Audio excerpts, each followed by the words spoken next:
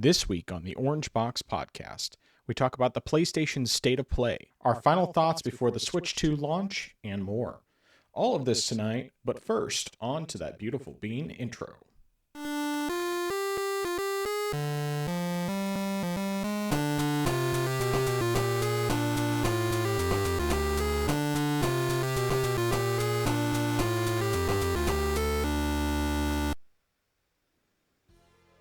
Welcome to the place where PC and console gaming talk combine. This is the Orange Box Podcast, episode 87.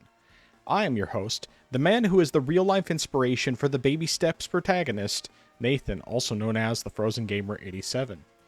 And joining me, as always, the man who is doing the podcast live while waiting in line to get his Switch 2, Psych! Justin, better known as I Am Zaracon. How you doing today? How's your week been?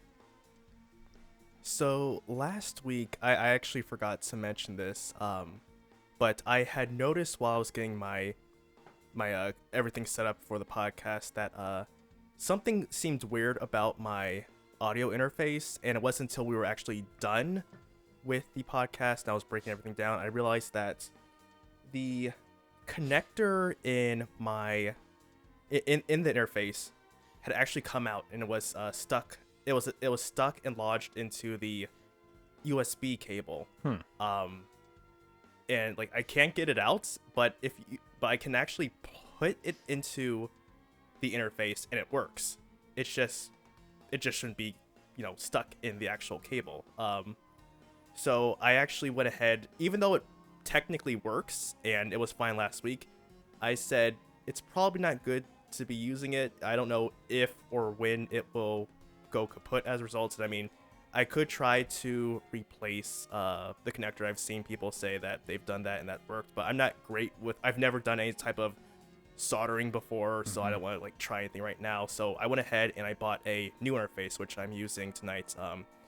It's an Avid M Audio Fast Track, but but this was like the one that I had before, a Focusrite Scarlett 2i2, which a friend got me back when I started actually doing, when I started studying audio engineering. So I've had this for a very long time. So it's kind of sad to see this being retired now, but it's definitely served me very well. So I'm definitely grateful for all the years that I've had using that.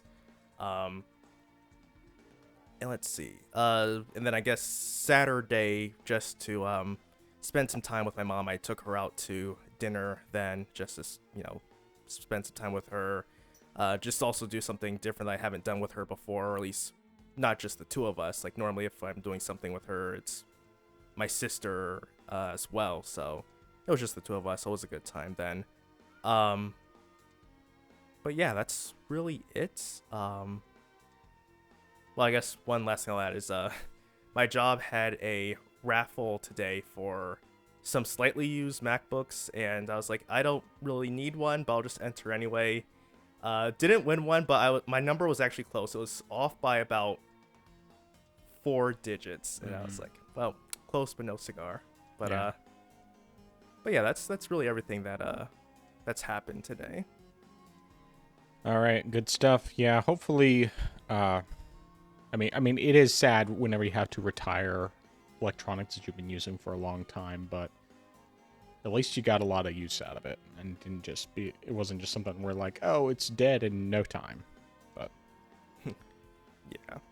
Speaking of electronics having issues, I mean, thankfully this was not a real problem, but I don't know what happened earlier today. I have not been having any problems with my computer whatsoever, with my desktop, and I tried turning it on earlier and it just wasn't booting up, and I couldn't figure out why. And so I'm looking it up, thinking, okay, well, maybe some cables are loose or something. Like got slightly jarred when I was like when I put stuff down next to my tower or whatever. I don't know. I'm not sure what exactly the problem was. I basically just kind of messed with the cables a little bit and held down the power button a little bit to try and boot it differently, and just some tips I had found online. Nothing serious. Thankfully, it was it just started working after that, and I haven't had any problems since, but it was just weird. It's like definitely one of those things that can be one of the joys of PC gaming. It's like one of the things that you can come across, even though literally this almost never happens. Um, so anyway, that being said, as far as my week, trying to think of what all's been happening. Um, I had a really productive Saturday. I actually got a lot of work done on the garage. I was primarily focused on just like I'm getting some boxes up into our attic, and then getting some stuff consolidated. And I had shelves that were on the right side. Well, when you walk into the garage from the house, on the right side there was a couple sets of metal shelves that just had like some gardening stuff and other random stuff on them. And what I've been wanting to do is I wanted to move them over to the left side of the garage where we had like our boxes stacked up with our Christmas stuff, like our tree and ornaments and that sort of thing. The idea was, okay, I'll move the shelves over, I'll put the Christmas stuff on the shelves, and then, consolidate some stuff some more, because eventually what I want is I want that garage to be turned into basically a entertainment type room, primarily for the kids, so they have a place where they can play with their toys and not, instead of making a huge mess in the living room. And when they're older and they've grown completely out of playing with toys, they can sit out there and watch TV or play video games or what have you. But I mean, apart from the fact that I need to get like a heating and air conditioning unit in there for the different times of year, which I know more or less what I need because my brother-in-law has one in part of his garage. One of his, he has like a big garage because they have more like farmland-ish. It's like, I would say it's a small farm, basically. Bunch of animals, but they have like a garage, and he turned a back room into an office space, and that's where he works. And he did this years ago, and so it's a nice space, and he has a nice heating air conditioning unit that he uses in there to help keep it cool and hot respectively. So I can just find out from him what specifically he has, and then eventually I'll get that for our garage. But anyway, so I got quite a bit of work done on the garage. There's still a lot to do, but I made good progress, and I'm planning to just keep working on it on Saturdays. That's going to be a project for a while, and just try to get as much work as I can done on it.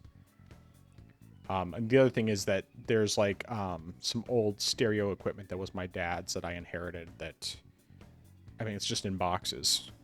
Because I don't really have enough room to do it in my living room, and a lot of it is older stereo equipment, like from early 90s and that sort of thing, and it's like it still works. Like, there's these great speakers that my dad had. They're like really tall, and they're like super thin, like the thickness of a door, basically. They're just these really cool old speakers, but I don't have any place to put them in my living room, and the garage is like a perfect place because there's plenty of room in there, at least once it's cleared out. So I'm going to set up all the audio equipment in there once I have it all set up. And like, we still the TV that right now is in our guest room already has like a TV stand and that sort of thing that would have room for some of that stereo equipment and all that. So my intention is that I will put all of that out in the garage, and then end up getting a separate TV for the guest room that'll just get mounted to the wall instead. And yeah, I really want it to be set up as a great place for the kids more than anything else. And my sister's going to give me an old area rug that they're not using anymore. A nice big one to cover the floor. And so it'll be a great space once I get that far. It's just the process of getting there that's going to take some time. And I think really the biggest costs for that are going to be the heating and air conditioning unit. On top of the fact that it will cost, it's like, getting the unit and installing it, which I would probably try doing myself. It shouldn't be too difficult to do. Obviously the energy costs related to that, but the bigger thing, but then on top of that, there's also insulating it well enough um, so that it doesn't get too hot or too cold, depending on the time of year. So it's various things. I'm thinking about potentially selling like bonds and stuff that I have in order to uh, be able to fund stuff like that, but I haven't really made any firm decisions on the matter whether I want to try to get that done sooner and pull that money out for that purpose, or if I want to just wait and do it over time. Because obviously the main thing is, number one, I have to get stuff cleared out of that garage, and I've already started stacking up stuff that we can sell in a garage sale whenever we get to the point that we're ready to do that. At least the stuff that was out there, and then of course I'll have to go through other stuff we have as well, whether it's stuff that was my mom's or my grandma's, or just stuff in general that we have that we really have no reason to keep. And so yeah, it's going to be a process, and either way I'm just glad I'm making progress. So, because it's been a project that I've been needing to work on for years, and I finally had the motivation to really get started on it and making a lot of progress, made me more motivated to keep working on it each week. So that's the plan. But anyway, otherwise, on the work front, I'm still waiting to hear anything. Theoretically, I'll hear something on Friday. That's when my boss is talking to his boss. I have the day off because I requested the day off so that I could take time to play Mario Kart World with the kids after I get my Switch 2, assuming it arrives on time like it's supposed to. And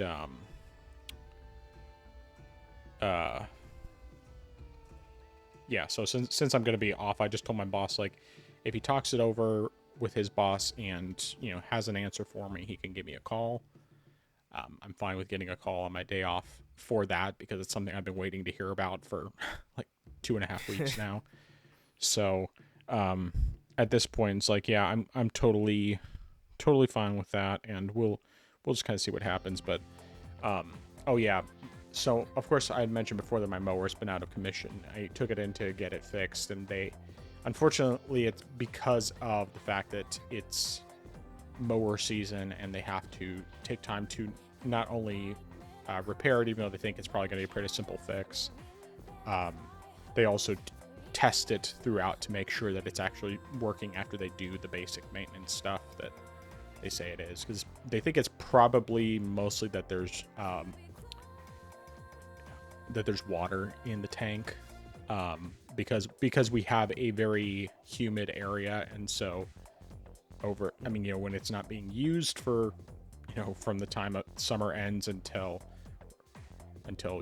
the spring begins, sometimes that happens. And he said that that's pretty common around here. So of course I just have to make sure this year that I remember to drain the gas tank, whether by using all the gas or just draining it and then putting the gas in my car tank so that it actually just gets used and doesn't develop water when it separates, because unleaded fuel tends to do that when it sits too long. But yeah, I can't think of anything else really. Oh yeah, I've been thrown off this week because I worked Tuesday, Wednesday in the office, and I usually work Wednesday, Thursday in the office, because I wanted to make sure I was home tomorrow, so that if for some reason my wife and kids needed to go somewhere, I would be here when the Switch 2 arrives, because it's supposed to be getting delivered to our door and just basically put on our door. I don't know if they're going to knock or anything, and if they don't, then it's like, I don't want to risk leaving it out there.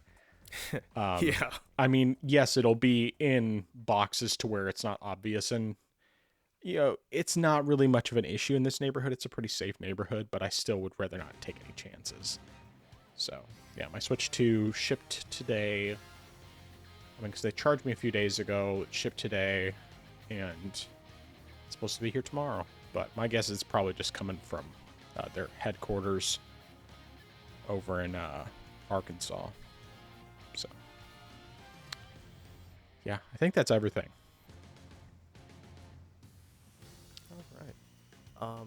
Question Hmm. about how far would you say, percentage-wise, you are with like completing clearing out your garage and just getting all the stuff you wanted boxed or moved away?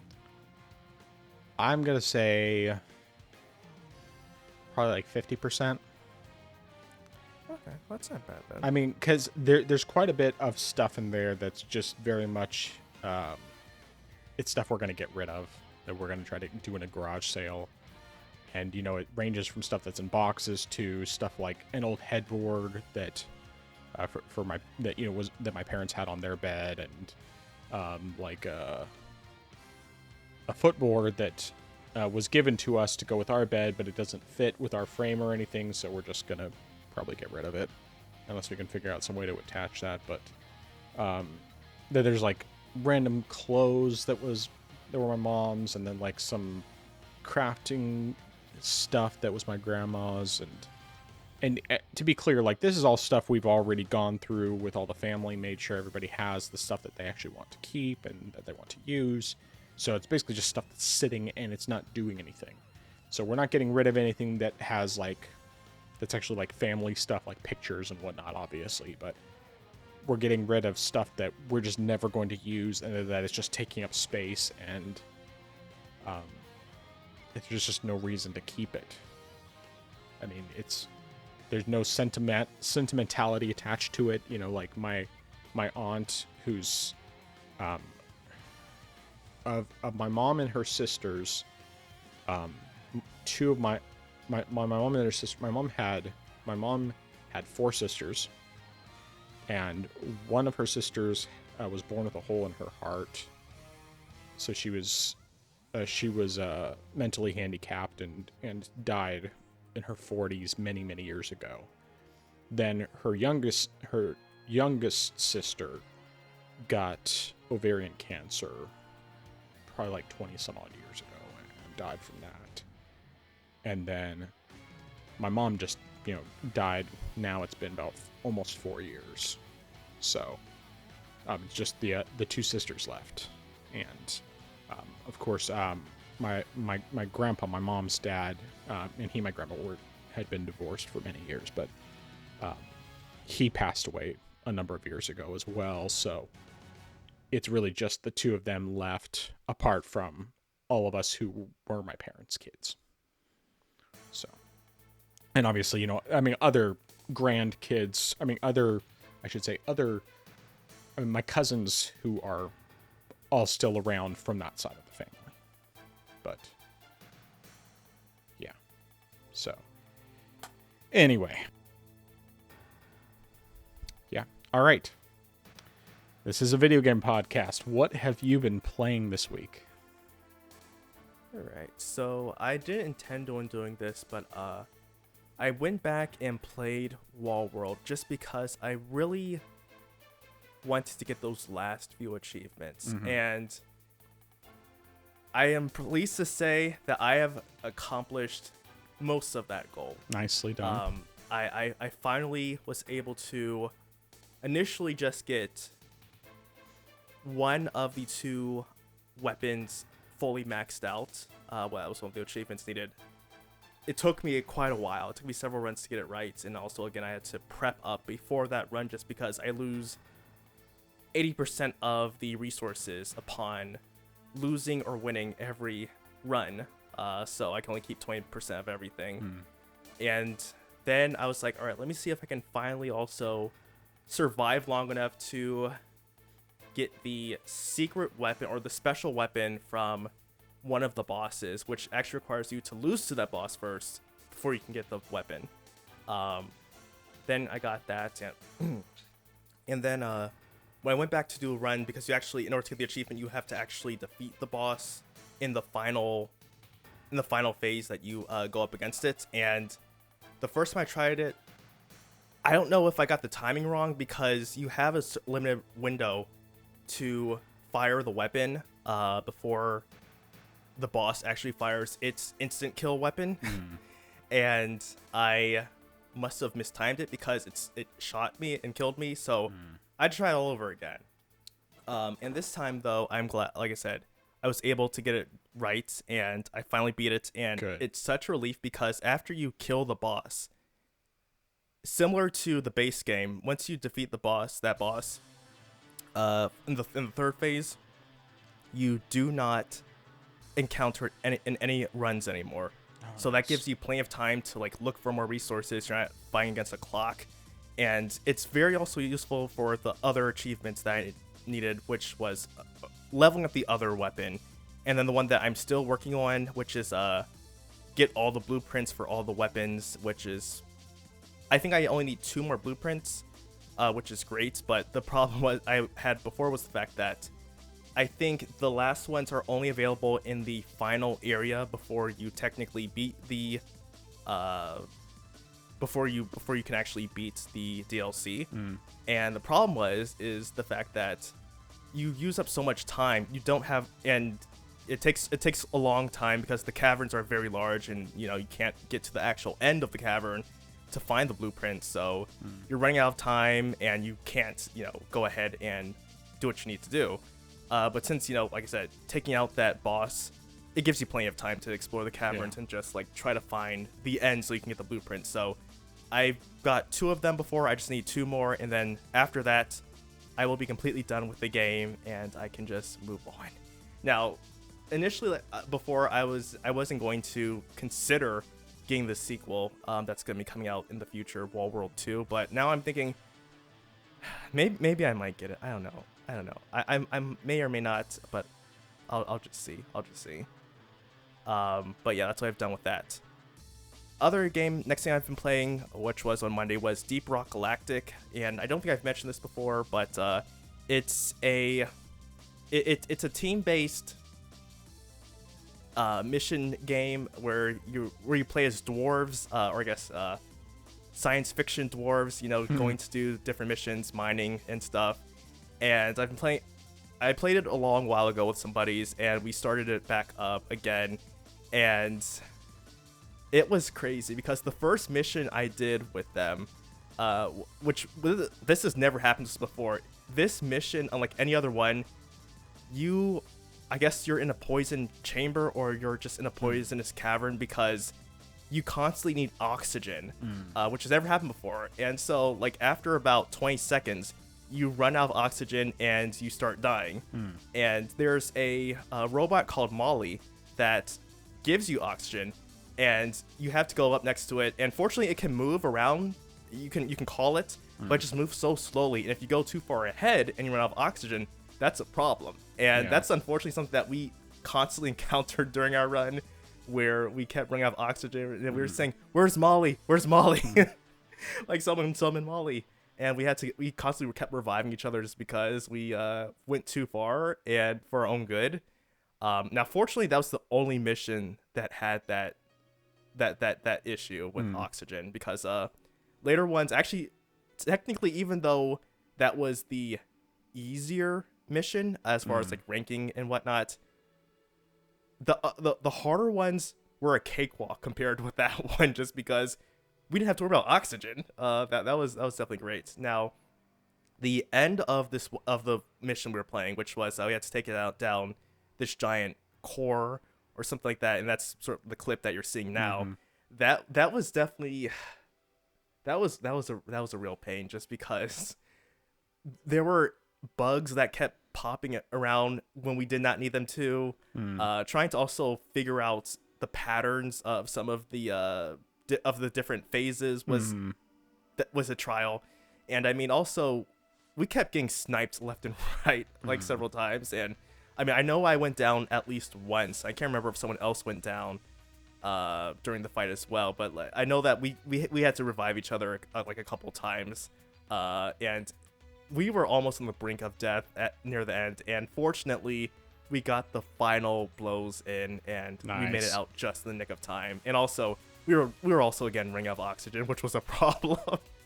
I mean, we even tried to be wise and set up some special oxygen stations around the arena just to make things easier. But unfortunately, we either fell off where the oxygen stations were, or we just got cornered by enemies, and it was just a nightmare to deal with. But we ultimately triumphed because we are dwarves. But yeah, it definitely was a good time. It's definitely been a while, and I'm surprised that despite the fact that there was such a wide time gap, that I was able to quickly recall the controls, because that's something that normally doesn't happen with me when I play these types of games. But yeah, that's that. And then finally, I've been playing some more Expedition 33. Now, I did not make as much progress as I would have liked to. Right now, I've only gotten through the inside of the monolith, and I'm right at the boss fight with someone. Because of course we're going to the Paintress, but right now I'm fighting someone else that I partially wasn't expecting to see. Yeah. And I'll say that just getting through the monolith was a bit of a. It definitely took me a while to get through, just because even though some of the enemies are the enemies you faced earlier on, they've definitely been buffed up. So they've got more defense, or they've got higher health pools, which definitely before, if I was trying to strategize something, especially like in the early part of the game when you're starting out and you face these enemies, I was able to possibly, especially with my L, just like one shot, or not one shot, but essentially beat an enemy within that character's turn, so that way I could focus on the other enemies going around. But this time was different, and it definitely took me a while. I had to constantly, or a couple times after clearing out an area, unfortunately I had to run back before I got to the end of that particular area where you're facing I guess sort of the mini boss technically, and so I had to run back to the to the flag post, and unfortunately, because I had to rest, that respawned the enemy, so I had to try to like run past them and not bump into anyone. And that took me a while, but I finally got to the end, and that boss, like, all right, at first when I encountered that boss, I thought, okay, I'm gonna try to make sure I don't mess this up. Unfortunately, the first time I fought him, I kind of goofed up, and I messed up, and so my team was wiped out. Second time, I said, okay, I've got an understanding of the control of the patterns now, so I think I can beat him this time around. I got him down, and I was so close actually to beating him, but just like I messed up, and I panicked, and I dodged too early, and then just messed me up. Yeah. Third time around, I said, all right, we're gonna get it right this time. Get this right this time, and I got it right this time. Then there was a phase 2, and I was like, whoa, no. No, why? Don't do it right now. And I was, yeah, that one really messed me up, because I really was panicking too much, and I was like, all right, I'm not even gonna try parrying, because the window is just too small, and I don't know the moves yet, so I'm gonna try dodging, just because it'll give me a better chance to understand the moves. And unfortunately, my initial team got wiped out, and then I had the remaining party members who got to step in, and Monoko was the last man standing, and I was like, all right, Monoko, you are my least developed character in my party, but please just see how far you can go. And I probably only got the health bar down a little more than halfway before he got wiped out, and I was like, I would love to try again, but right now it's just it's late, and I have to go to work early in the morning, so I said I'll come back later to this game. But yeah, and now I saw somewhere that there's actually a boss you can face right before that point that respawns, where you can essentially farm Color of Lumina. And so I was like, that's gonna be useful. I'm gonna farm that a bit.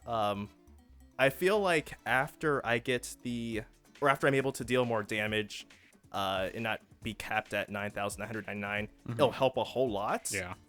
Because I just feel like it probably is a good spot to farm Color of Lumina, but the fact is it probably takes me about 7 minutes to get through that fight. Even if I'm pretty much successful and I'm parrying everything and doing counterattacks, it still just takes a while because you have that boss there, and it's just like because of the health pool and being capped at 9,999, it's just not.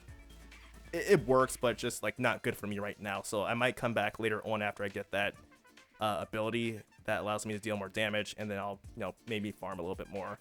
And unfortunately, my L is now a completely glass cannon because I think whatever Pictos I had on her before, because I was swapping them out and like having her develop new Pictos so that way I can have the whole party use those abilities. Yeah. Whatever I had on her before had given her a buff of either HP or defense, because after I switched it out, she's definitely it's definitely easier to 2 or 3 shot her that when it wasn't possible to do that before. So yeah, now she's essentially literally is just a glass cannon because she doesn't have whatever defense that she had before, which is interesting because when every other party member could get hit a couple times and die, she was the one who would always stand tall with at least 75% health. So now I have to be very defensive with her and ensure that she doesn't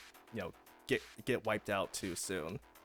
But yeah, that's essentially everything that I have for Expedition 33 and also everything in general. Well, I have to say, to be honest, having high HP in this game is highly overrated. I mean, like really, because the thing is that, especially as you get later in the game, the enemies deal so much damage that if you get hit, there's not really much of anything you can do about it. Your characters are going to die. And I think honestly glass cannon is the way to go for this game, and then just work on parrying and dodging. That's way more important. So you should be fine. But yeah, so I was curious. Like I saw the thumbnail from the footage you sent me, and at first I was thinking you were further along, and then I was like, you know what, I better not assume anything just yet, because even though this looks like it could be a later area, it might not be. So I checked your achievements and I saw, okay, you're in the monolith right now. So it's like, okay, you haven't finished Act 2 yet, which means I can't talk to you about that stuff yet. But either way, yeah, it's funny to me because now that the boss that you're talking about that you're struggling with, I don't think I ever had any problems getting through the first phase. I think I got through the first phase every single time. And I can't remember how many attempts it took me. It was probably like 4 or 5 attempts.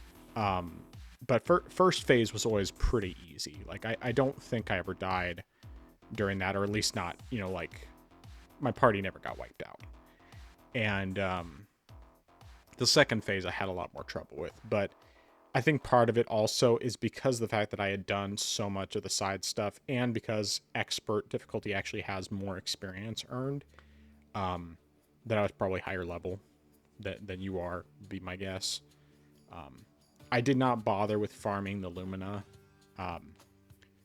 mostly because, well, for one, I didn't even find out about that Lumina farming spot until late in the game, and by that point I didn't think it was all that important. But also because, I mean, doing all the side stuff, you end up picking up quite a bit. I mean, obviously how much you end up having to work with depends largely on how you distribute everything. But I think like the most I have on any character is like maybe 300 with at the end of the game. But honestly, I don't remember exactly. I'd have to look and see. But yeah, good stuff. Deep Rock Galactic looks pretty fun, but I'm not really interested in playing a co-op game. Is the one problem with it. Just because it's like it's hard for me to find time to play co-op games as it is, and when I do, it's like, okay, I'll play Diablo with my wife, but I mean we've had Diablo 4 now for basically 2 years. I think it came out like almost exactly 2 years ago, and we still haven't even finished the original campaign. So, but yeah. So anyway, Well, talking about the games that I've been playing, I will start off first of all because we were already talking about the game. I did start up New Game Plus on Expedition 33. I just did it on Thursday last week because after I finished editing the podcast, um, of course I didn't bring a controller with me. I didn't bring my Steam Deck or anything, and I just decided, okay, what the heck, I'll start it up just for fun. Partially because I really want to get the baguette weapon, which you can only get in New Game Plus. Unfortunately, I missed my opportunity because you have to get it before the end of before the big scene of the prologue happens. So it's basically like before you even leave Lumiere, before like everybody gets gommaged and all that. So you have to, but yeah, so I missed my opportunity for that. So I may end up, if I decide to actually do New Game Plus, like for real, I may end up having to go backwards and redo that so that I can actually pick up at least one baguette. I know I'm not going to be able to get all of them because I don't have enough tokens, but either that or I might just see if I can use like a mod to get enough tokens to get everybody a baguette weapon for fun. But some things interesting just to note about the about starting New Game Plus. So of course, as soon as you take control of Gustav, of course, in the beginning of the prologue, and it's funny because right after that opening cutscene, I have Monoko and another party member standing next to me. And I'm like, what? Or well, Monoko and Mael is who it was. And so I have Monoko and Mael, and we're running after the other Mael. It's like, this doesn't... What? I mean, of course, obviously they don't interact with anyone in the environment or anything. But it was just kind of... It was weird. And you can't actually, like, use them in battle. You still are only using Gustav for all this portion.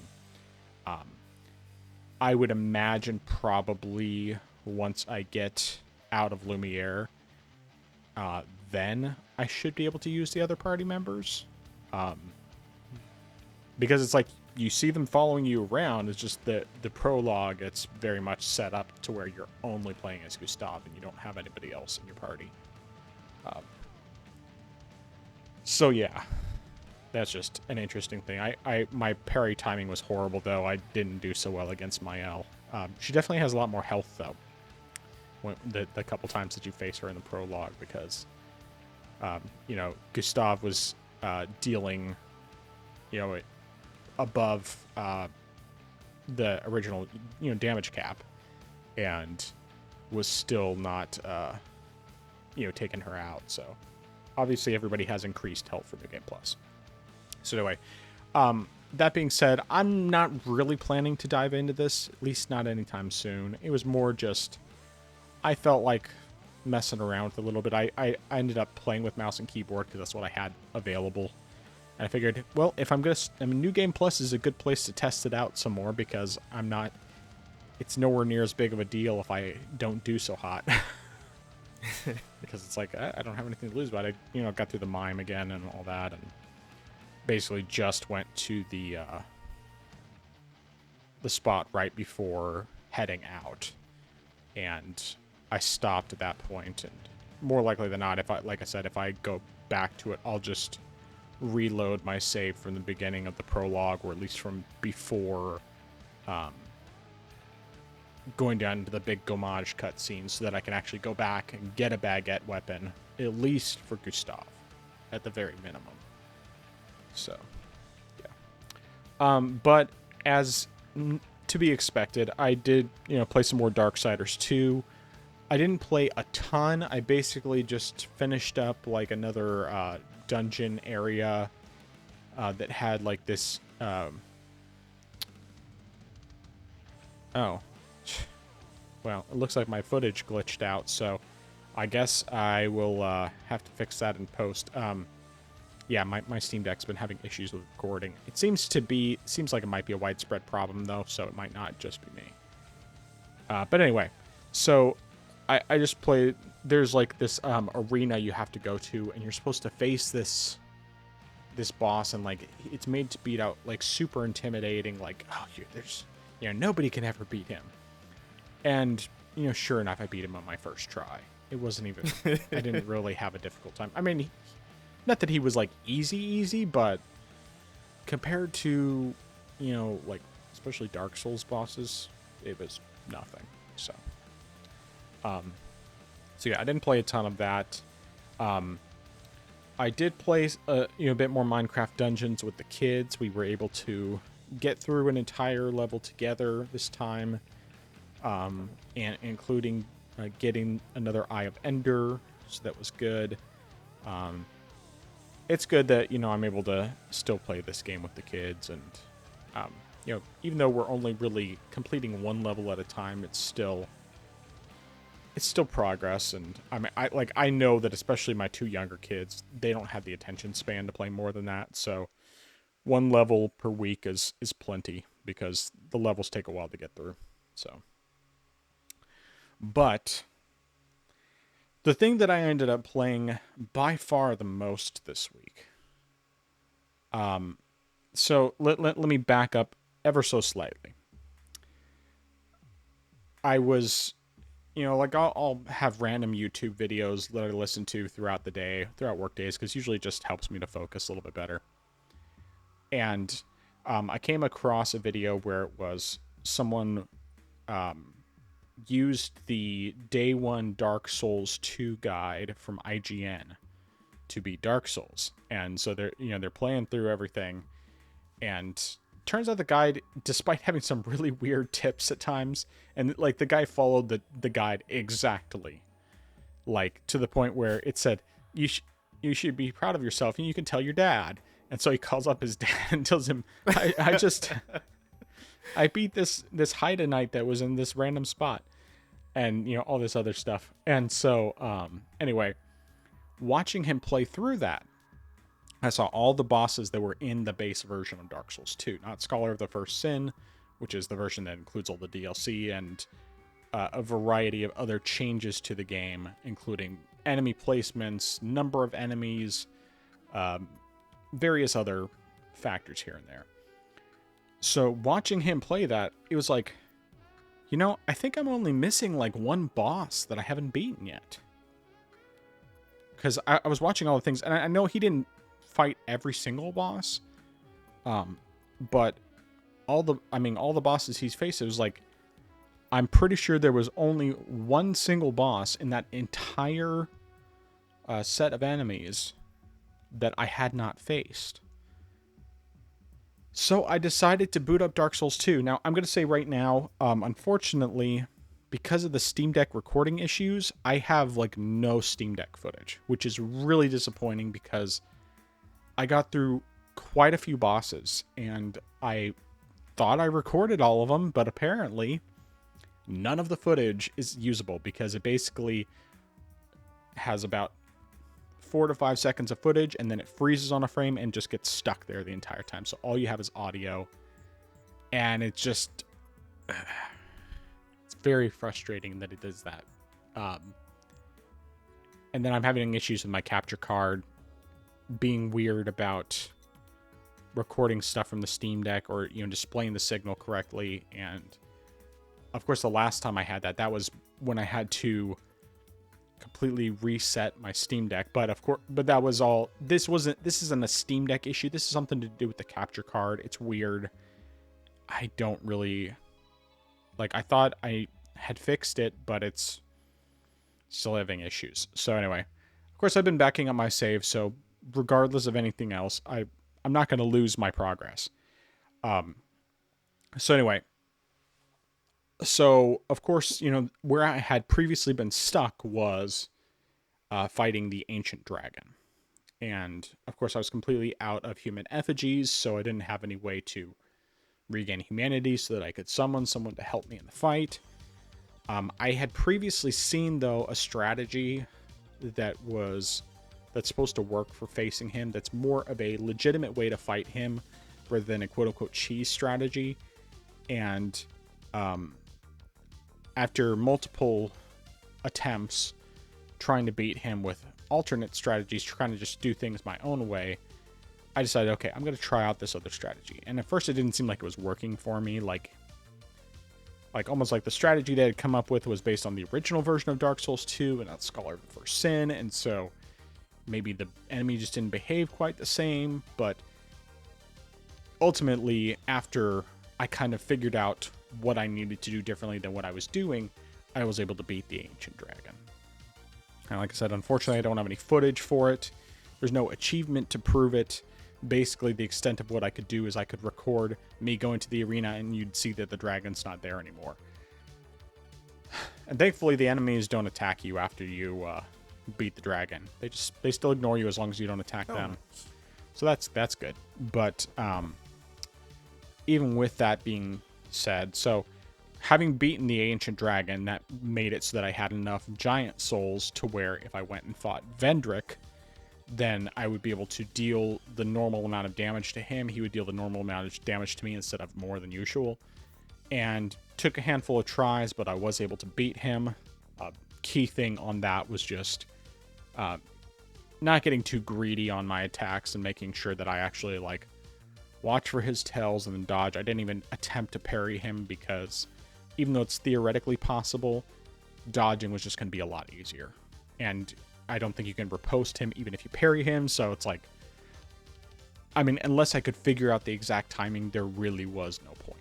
So I beat him, and then I went to what is the final boss of the main game, which is Nishandra. And turns out there was one additional optional boss that I hadn't faced yet, which I went and took care of later on. But yeah, so I finished the main game. I rolled credits on it.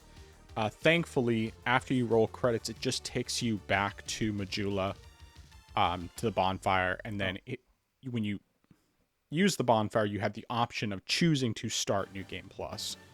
But it's like at the very bottom. I'm pretty sure it will probably ask you to confirm if you choose to do that. So you're not like automatically dropped into New Game Plus like you are with Dark Souls 1. So that was very helpful. So I just decided I'd start the DLC stuff. So I don't remember the exact names of the DLC. There's 3 different pieces. There's like Crown of the Sunken King, I think, and then Crown of the Iron King, maybe. I can't remember the three DLCs. But anyway, so I started up the first of the DLCs, which I'm trying to remember the name of the area that you go into.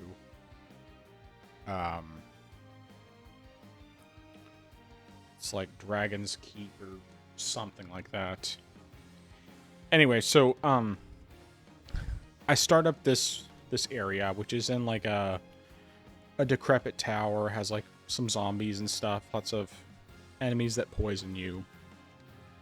That joyful mess of things.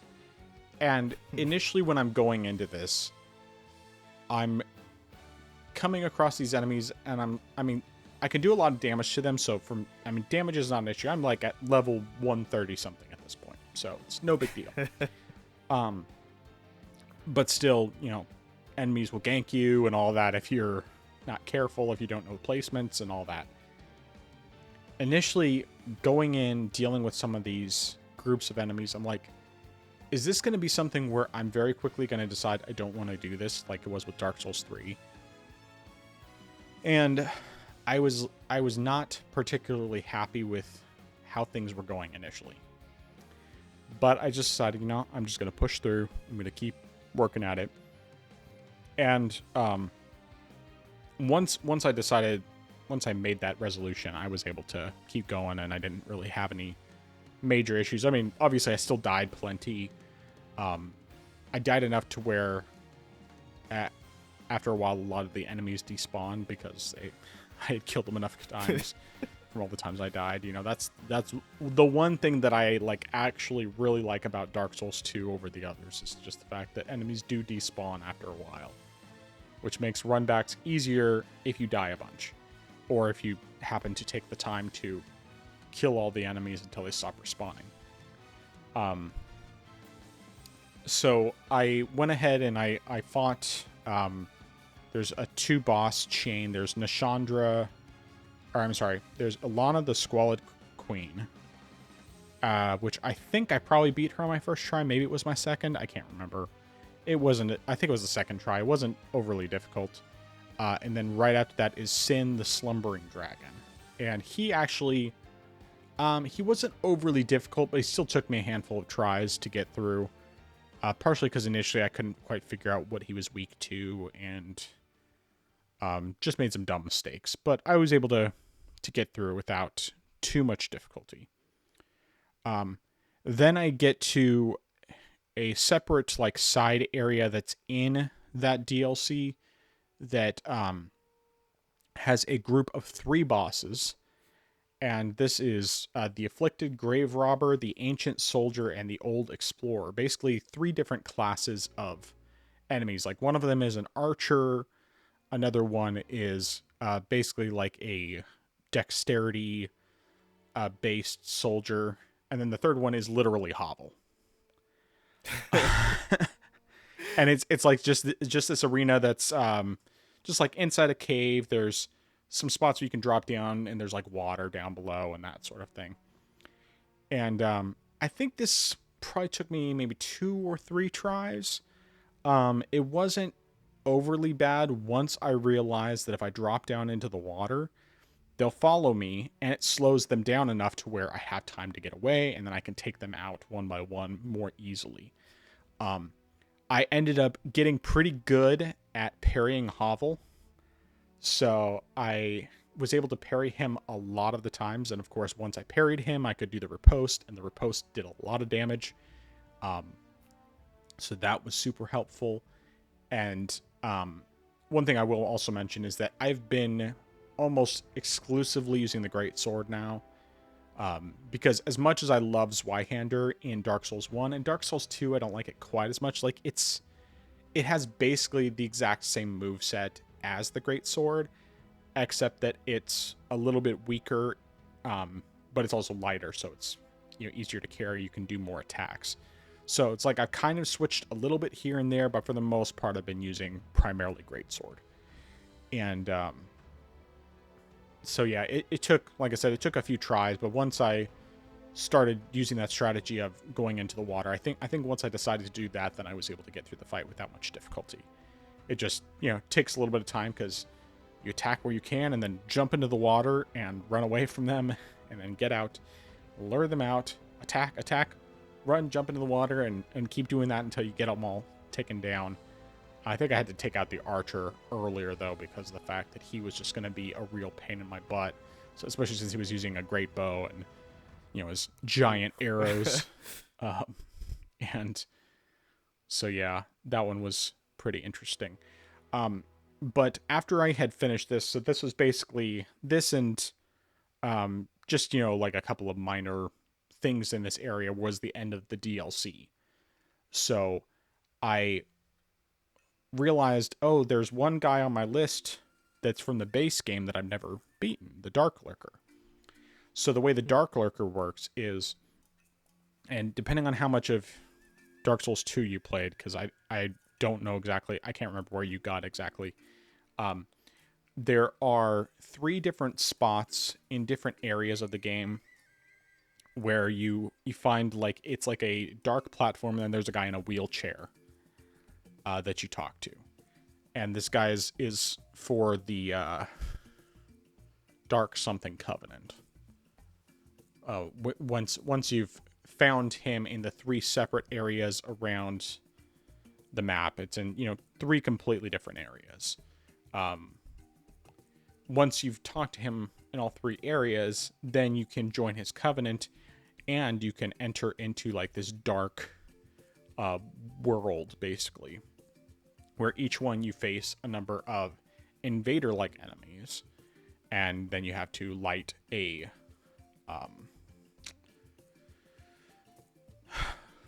what's the thing? It's not a bonfire. It's like a I can't think of. It's like, I wouldn't even call it a torch. Like, it's like a big basin that you light and it ignites, and it's kind of like the big Olympic thing, the big Olympic thing that they light Oh, at the Olympics. not a torch. Wow. Yeah, like I know exactly what you're talking about. I Like, just can't remember what it's called. But anyway, so you have one of these each of the three different areas. And when you finish up that particular area, it's a pretty short area, just has like 3-4 different enemies you have to deal with. One of which is Hovel is a blue Hovel basically in one of the three areas. Then you jump down into like an abyss that just has like a bit of smoke and stuff, and when you jump down, it spawns you back outside of the abyss. So the first one I went to, I thought, oh, I just go back into this one repeatedly. But the thing is that every time you want to reopen the portal, you have to offer the guy a human effigy. And so I made the mistake of thinking, oh, I could go back into the same one repeatedly. I don't have to go to these other ones. That was not correct. So I wasted a bunch of human effigies going back in there completely pointlessly because I couldn't light a torch in there. And in the process, I had also used up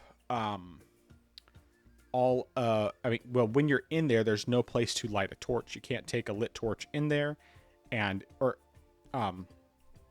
so the only way to light a torch is you have a flame butterfly, which is like an item that allows you to light the torch manually. But the thing is, I had used all of mine up pretty much going into this area. And so I realized, oh man, I need to go to the other areas. But the problem is that if I go into the other area, I can't light the big fire thing, and which means I can't complete the area. I mean, I could leave the area, but I can't complete it. So it's like, okay, how can I purchase some flame butterflies? The only way to purchase them is from a specific NPC vendor that you cannot access if you do not have a specific key in a specific area. And the only way that you can get that specific key in that specific area is if you happen to have a fragrant branch of yore, the ones that take enemies and depetrify them. Or, because there's certain like enemies that are stone, and then if you use the fragrant branch of yore, it depetrifies them. You attack them and kill them, and then they're out of your way, so you can move past it. So the thing is, there's this one area, and I can't remember the name of the area, but it's like a fog area. It's right where it's the area where you ultimately fight the Scorpioness of Najka, or Scorpioness Najka. When you use there's a bunch of different things that you have to depetrify in that area. And as you do that, you get more of those fragrant branches, and there's a variety of other places that you get them throughout the game as well. The problem is, and also there's a variety of other places where you use those branches. So the problem is that I had completely run out of these branches. And I'm looking through trying to find, okay, these are all the different locations I can get them. I've already gotten that one, use it, got that one, use it, got that one, use it, got so on and so forth. I got to a point where it looked like I had gotten every single one. And I had used them all. Except on the one single stone character that I needed to depetrify in order to... when you kill him, you get the key you need to unlock the door that lets you get that NPC vendor that sells you those flame butterflies so that I could complete the Dark Lurker thing. So I thought I was soft locked. Like I figured there's no way I could be soft locked. The only way to get an extra one at that point is that you have to. There is, oh gosh, what's the name of the area? I can't remember the name of the area. I have a hard time remembering names of a lot of these areas. But there's a tower. There's one of the areas. I think it's the Castle Drangleic. I'm pretty sure that's where it is. So there's like there's an optional spot where you can light a specific torch, but when you light this torch, it basically lights up the whole area. But the thing is that when that happens, you also get 8 or 9 NPC invaders to spawn. Oh I mean, they're no. all throughout the level, and there is one specific one that when you kill him, he will drop that fragrant branch of yore. Thankfully, I didn't have to go through all of them. Although it did take me a while to even find where I needed to go to light this thing. I think there was like 2 or 3 that were spawned relatively close to where I was, and then from there I could go. There was the one that I needed to find was near an earlier bonfire, so I just was able to warp to the bonfire, and then when I got there, I went. It's like, okay, there's 2 of these invader NPCs nearby this bonfire, relatively close, like in the next room. And so killed one, didn't drop the branch, so I knew that wasn't the one I needed. I killed the next one, I got the branch. So then I got the branch, unpetrified that NPC in the one area, which gave me the key I needed to unlock the door for the vendor, get the vendor loose, and then I could get those flame butterflies. And then once I got the flame butterflies, of course, I had the issue of not having human effigies to offer, so I had to go farm some of those in a different area, which was tedious. And so I pretty much just would be like, okay, I'll farm like 2 or 3, because of course, obviously, these enemies eventually stop respawning, unless you're in the Champions Covenant.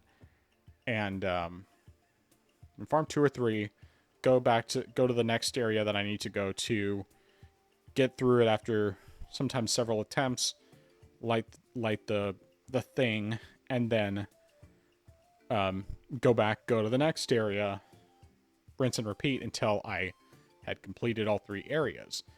Now, once you've completed all 3 areas, as soon as you jump down into that pit to leave, that's when you spawn into the boss arena and are able to fight the Dark Lurker.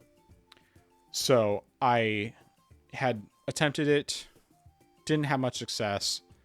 Thankfully, at that point, I could pick any one of the 3 locations to go into the portal, and there's one that's right by a bonfire, so it's much easier. It's like, okay, I just have to go through there. And it's also the one that has the hovel enemy that I've gotten pretty good at parrying, so not too much of an issue there. Took a handful of tries, but eventually I did beat the Dark Lurker. So yes, it was ridiculous with that. But then I started up the next DLC area, and there's like I think it's just 3 bosses for this.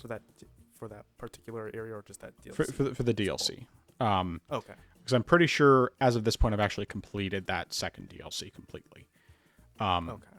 So in the DLC I had the Fume Knight, which of course in Dark Souls 3 you can get the Fume Knight greatsword from one of the invader NPCs, and so it took me a few tries, but I beat him.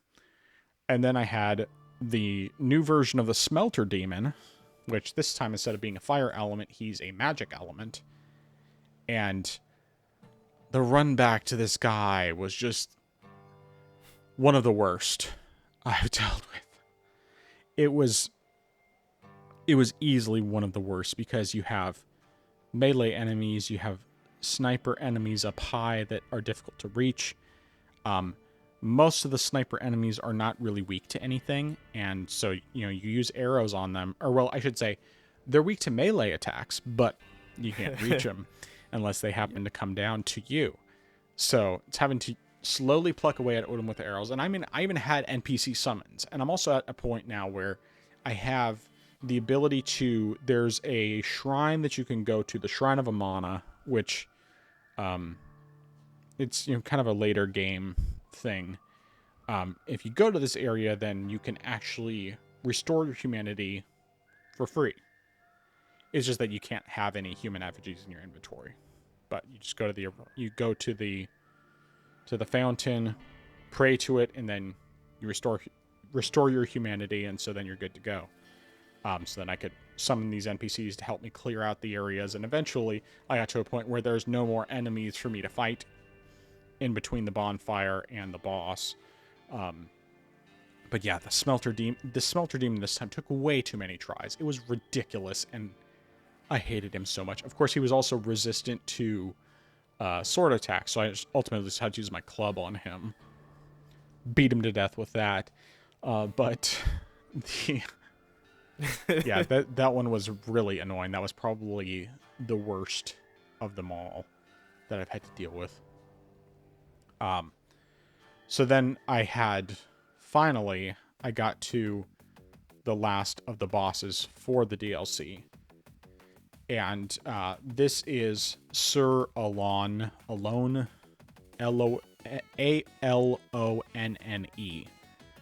Basically, he's like a samurai, more or less. And thankfully, once you get up to right by his, the entrance to his boss thing, because it's basically, you go into a memory, which means you have a limited amount of time to get through it. Thankfully, I never ran out of time going through it, but so you deal with a handful. There's a bonfire right next to the entrance to his thing. So then I just go in, summon the NPCs, go through and fight all the various enemies until eventually I basically have all of them despawn. And numerous attempts against this guy, and I finally beat him. I got like super close last night, and then it just was like, okay, it's 10:30. I need to go to bed. So I stopped, and then this morning it was raining hard out, so I couldn't take the dogs for a walk. So I just booted up my Steam Deck, got on my first try. My first try today. And so since then, this is footage that I ended up installing Dark Souls and transferring my save over to my PC, and have started the third DLC. So it's in a snowy area. There is an area that I have not yet gotten to within the snow area that is infamous for having probably the worst run back in the entire series. Because basically it's this big, long, snowy wasteland. You have a bonfire at one end, and then on the opposite end, you have a set of two bosses. And as you're walking through this area, for one, it's a very long stretch. There's no bonfire anywhere in between. But then also, whenever a blizzard kicks up, then these enemies will spawn that I guess are a big pain in the butt. And, of course, if you fail, then you have to do this run back every time. And it's, like I said, it's notoriously considered the worst run back in the entire series. So I'm not particularly looking forward to it. But what I'm planning to do with this, because I think it will end up saving me time ultimately, is once I make it outside of the boss arena, I'm going to save my game. I'm going to quit.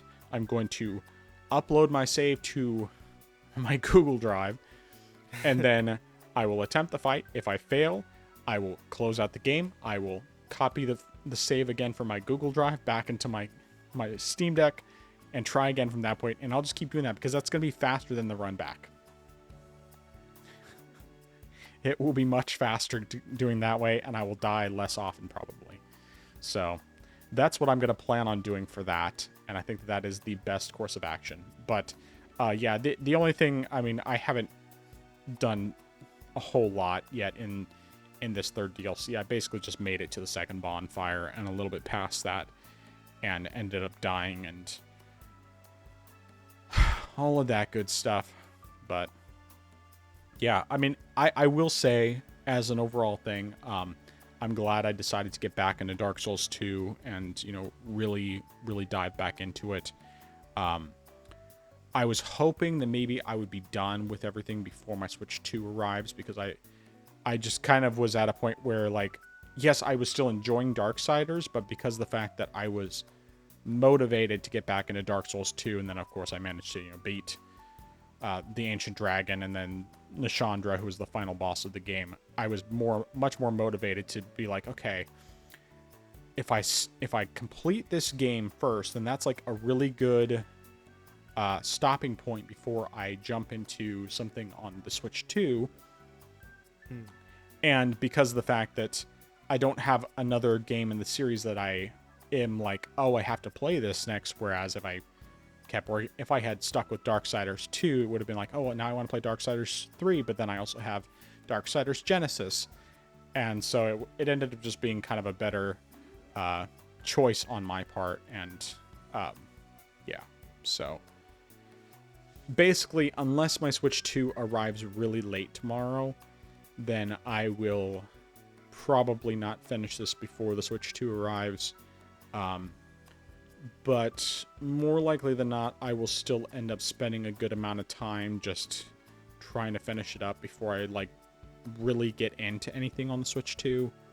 I'm kind of thinking what I may end up just doing tomorrow is, well, depending on what time of day the Switch 2 arrives, because it's supposed to arrive by 10 p.m., which who knows, it could be really early, it could be really late. I'll probably just have, like, with the Switch 2, end up focusing on getting all of my, data transferred over from, like, my Switch OLED so that I can transfer the stuff from the original Switch to the OLED, and then I can start getting the original Switch set up for the kids with the games that they would want to play. And so there's a bit of a process with that anyway, and it's possible that I may not end up actually playing the Switch 2 much at all tomorrow. I mean, I'll probably mess with it at least some, because obviously it's a new toy. I want to check it out.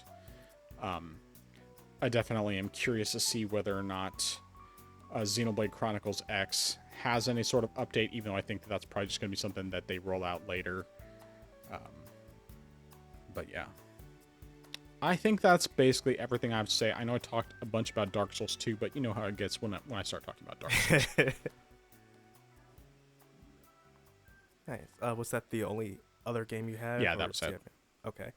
So I've got a few Dark Souls 2 questions actually. So first one, well, I guess it's kind of two in one. So since you finished the game, and I won't include the DLC, and just because you technically still have a little bit more you said you were doing, but just with the base game, which boss would you say has been the hardest, and which boss would you say has been your favorite?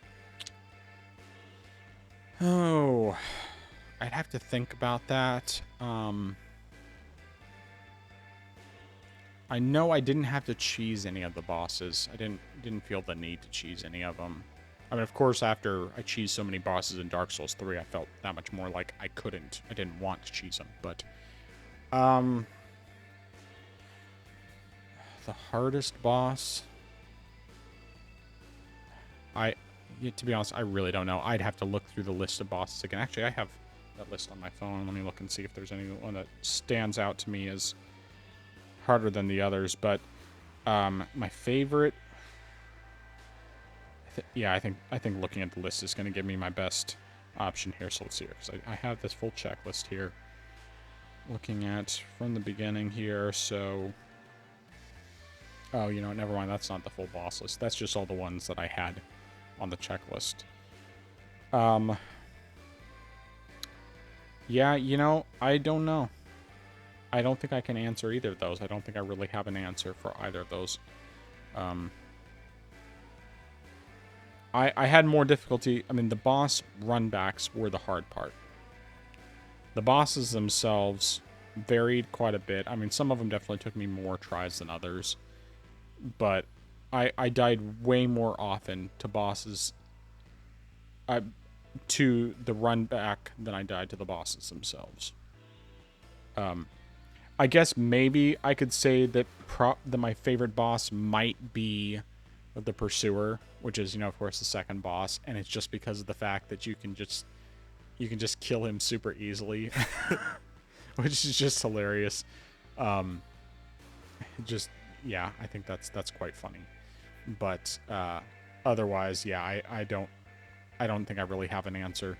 One thing I will say real quick with the footage here that's playing, the there's a bunch of invisible enemies in this ice area, and I think it's once you get a certain item, then that makes them more visible, which will help because you literally have, if you go a certain direction, you'll face a boss, Ava the king's pet, and he's invisible. And if you have the item that you need, then he's not invisible. But, um, I right before I died, I was dealing with some invisible enemies in this. So yeah, they were quite annoying. Is that sort of a nod to Priscilla from the first Dark Souls, since it's invisible boss, slash enemies in a snowy area, or is this just like a coincidence? I don't remember invisible enemies in the first Dark Souls. Well, not invisible enemies, but at least as far as invisible bosses, because you have Priscilla in the Painted Mirror. Oh I mean, yes, Painted yes, World. yes. You're right. You're right. You are correct. I don't know why I forgot her. Yeah, I guess so, but you have a lot more of it here than you had there. Yeah. Let me see. And I take it you feel motivated to try to get all the achievements for this, or do you feel like you'll take a break and come back later? I'm definitely gonna say that I won't do it this time. From what I understand, I'm pretty sure you have to do New Game Plus at least once in order to get all the achievements. But yeah, I'm not 100% sure. Like, I looked at the achievements and it didn't seem like there was anything that was necessarily difficult to pull off. And I think thankfully this one didn't have, like, you have to get all of the different boss weapons and unique weapons and stuff like that, like you did on the first Dark Souls, which would definitely make it easier from that standpoint, but I don't know what all's required to get some of those achievements. None of them looked like they would be difficult to pull off in a single playthrough, but what I read, at least, it seems like the only way to do it in a single playthrough is if you use bonfire ascetics to basically make the game New Game Plus. But yeah. Okay, that's fair enough. I think I have one more specifically for Dark Souls. Let me go through my notes here. Oh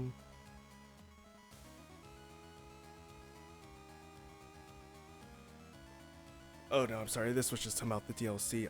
So the different DLC was the Crown of Sunken King, Crown of Iron, Old Iron King, and Crown of Ivory King. That's right. So the last one you're currently on is the Ivory King, Yeah. or different one?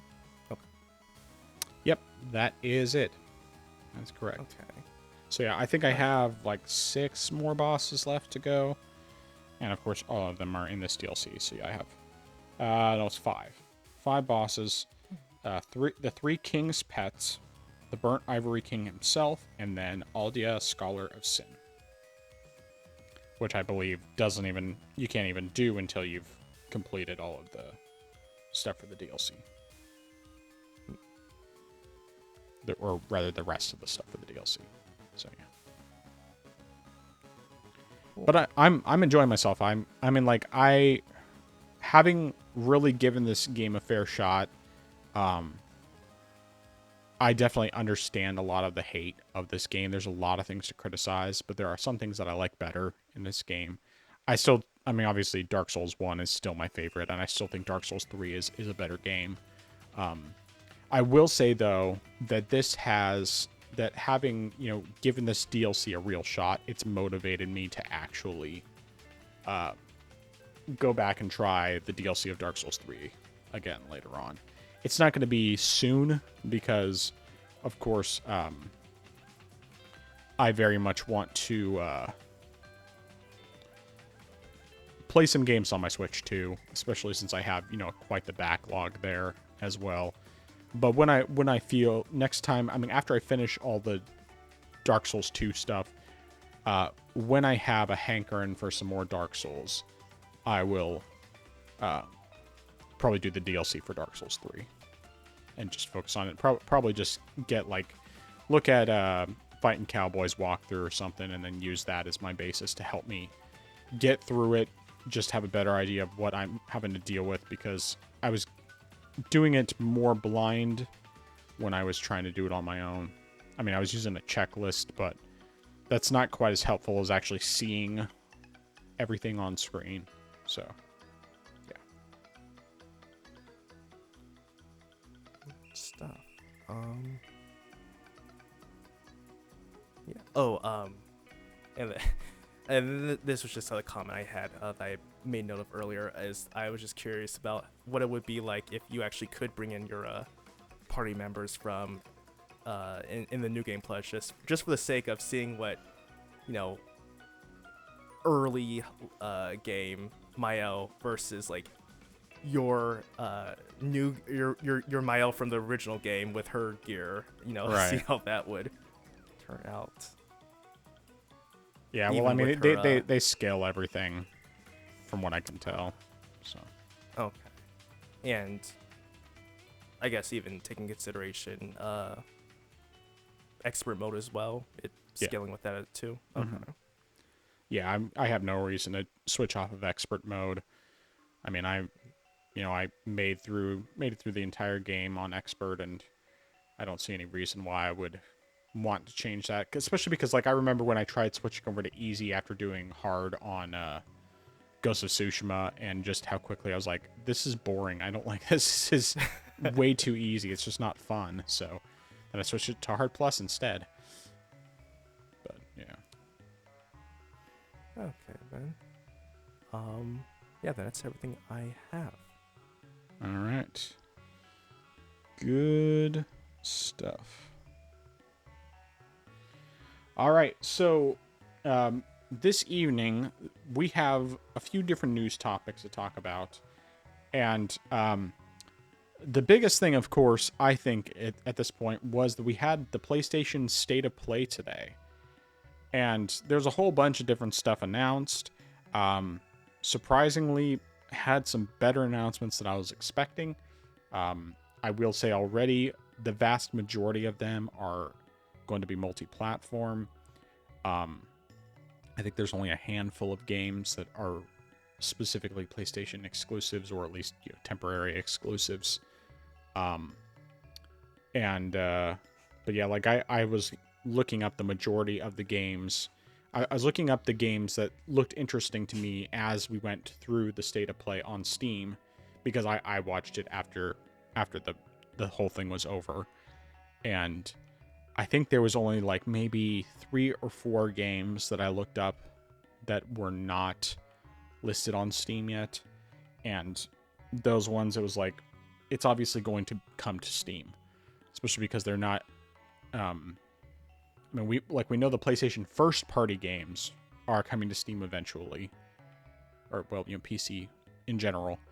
So there's little reason to think that these third party games are not also going to come over at some point. And they didn't say that it was an exclusive, so yeah. Anyway, but there's a whole bunch of different games, so I think we can just do what we usually do, talk about the games that stood out to us, and we'll alternate like we normally do. So, go ahead and start us off.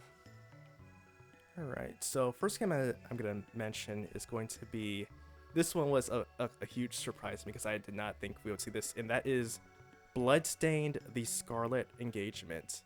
Now this is a sequel to Bloodstained: Ritual of the Night, which was done by Koji Igarashi, and he did that as a Kickstarter for his spiritual successor to Castlevania, and I really enjoyed Ritual of the Night. I thought that was a very good game. It built upon the foundations of everything he did when he was with Konami, and I mean, I had wanted a sequel to come, but it didn't seem like we were gonna get one. I mean, of course we have the spin-off games and whatnot, but we didn't have an actual sequel, and now we do. And this one, it seems like a bit of a huge shift kind of from the first game, because this one gives me a lot of Castlevania Mirror of Fate vibes in a sense, just because of, you know, the type of characters you're dealing with, and then just sort of like the atmosphere. I mean, not that Ritual of the Night was lighthearted, but it had a lighter atmosphere, I would say, than what Scarlet Engagement seems to be going for it. And really, just like I said, it reminds me quite a bit of Mirror of Fate, and in aesthetics, but also kind of like the character designs as well, especially with like Simon Belmont, and I think I don't remember if Richter was in Mirror of Fate or not, but No. Okay. I don't think so. Yeah, Trevor. That's one thing. Trevor Belmont. Yeah, Trevor. But yeah, sort of like those execs there, and the gameplay is definitely quite different from it's definitely quite different from Ritual of the Night, and because of that, while it's definitely very interesting to me, I am not entirely certain how I feel about the game in that sense, because you're dealing with a new cast of characters, and I was kind of hoping, even though Miriam's story was more or less resolved, I was hoping maybe we could get her to come back, and also especially Zangetsu, because, well, I mean, Snake Getsu. I feel like, well, I feel like I would possibly be spoiling things, but essentially, I was like hoping he could make a comeback or something like that, and I mean, I don't know if, you know, part of it was the fact that David Hayter would be busy and they couldn't get him, because I mean, I know that that Ego really wanted David Hayter to like voice Zangetsu when he was like working on the first game. So like, I don't know if there are like any differences there, or like any conflicts, or, you know, scheduling problems that couldn't get him to come back. But you know, I'm just sad that he won't be, or at least from what we've seen so far, he won't be returning. But yeah, I mean, we'll definitely have to wait and see. Now, actually, I can't remember if there was an announcement or if there was a scheduled year. I can't remember if they said that or not. 2026. Oh, awesome. That is awesome, then. 2026. So yeah, so we'll definitely have to wait and see more about that. It's definitely interesting, and I am pleased that we're getting something. It's just, I'm not entirely certain if it is what I was expecting for a Bloodstained Ritual, but all the same, you know, it's a Metroidvania, so you ultimately can't go too wrong with that type of game. But yeah, that's everything that I have for that. Yeah, when I was watching this at first, I was thinking, "Wow, is this a new Castlevania? Do we actually have like a new Castlevania?" And then the more I watched it, I'm like, "Oh, this has got to be a Bloodstained sequel." The one, well, there's a couple things that I'm not quite sure about. First of all, it looks like there's co-op, and so that part is kind of like, that could be interesting. I mean, like, granted, I don't really like doing co-op games a whole lot, but this is the kind of game where I think co-op would be fun, you know, if you could actually do it. I mean, it's hard to tell if it's actually co-op or if it's more like just occasionally, as you're playing, you can have a second character spawn, or if it's like you can do it single player or co-op. It's a little hard to tell what exactly it is. The other thing that my issue is that I still haven't finished the first game. I mean, I got to the final boss, but I just haven't been able to beat her. And the biggest reason why I've had trouble beating her is because of the fact that I just haven't quite gotten the dodging down, but then also because of the fact that I just run out of healing items too quickly. And I think one of the last times I attempted, I was able to make it to the second phase of the boss fight, but I couldn't beat it, and I haven't. It kind of killed my motivation to finish the game. I mean, like, I would like to finish it eventually. It just, I feel like I've struggled more with it than I did with Dark Souls, and it's mostly just because I feel like I can't figure out the timing quite right for everything. And of course, I'm also really out of practice. You know, I don't have the muscle memory or anything anymore, and so I have to decide if I want to try going back and seeing if I can just like grind or something. But sometimes finding my way around was a little more tedious. So we'll see what happens with that. But either way, like if I can actually finish the first game, then I'll be way more excited about this. Um, it's just right now I haven't. So, but yeah, it's kind of like how I felt about a lot of the Souls-like games before I finished Dark Souls, because I didn't feel like I could actually fully enjoy playing that until I actually finished one of them. And, like, of course, since then, I've, not only beaten Dark Souls 1 multiple times, but beaten Dark Souls 3 and most of Dark Souls 2, with the exception of the third DLC and the final DLC boss. So, yeah. But either way, good stuff. The first game that really stood out to me was this little game called Romeo. Gosh, I can't even remember the full name of the game. Oh, Romeo is a Dead Man. So I saw this game and I'm like, when I first started watching it, it just looked really weird. Like the art style was bizarre, and I just couldn't figure out what this was supposed to be, like some kind of weird indie game. And then I saw, see like a zombie eating this guy's arm and with half of his face torn off and stuff. And then the guy comes out and injects his face with like some weird robot thing, and he respawns as like a zombie hero guy. And immediately I'm like, this is giving me No More Heroes vibes.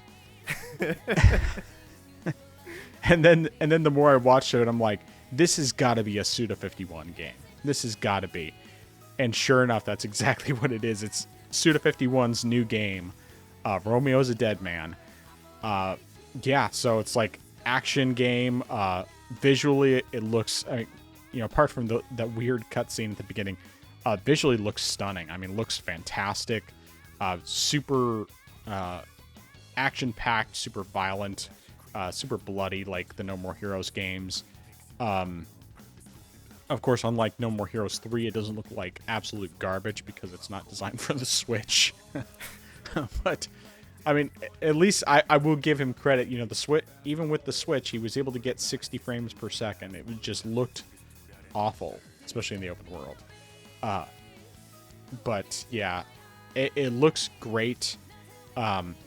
Unfortunately, at least right now, it doesn't appear to be coming anywhere other than PlayStation 5.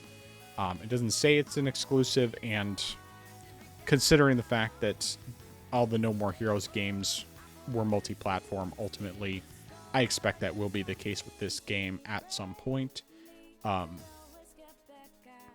yeah, it's definitely a game where I'm very interested in it, but I'm not like, oh man, I'm gonna go get a PlayStation 5 for this. I mean, there isn't a game that would convince me to get a PlayStation 5, and not especially for something like this, because like, especially after No More Heroes 3, I feel even more so like it's less of a necessity, because No More Heroes 3, like I was very hyped for it because I loved the first two No More Heroes games, and Travis Strikes Again was fine. Wasn't great, but it was all right.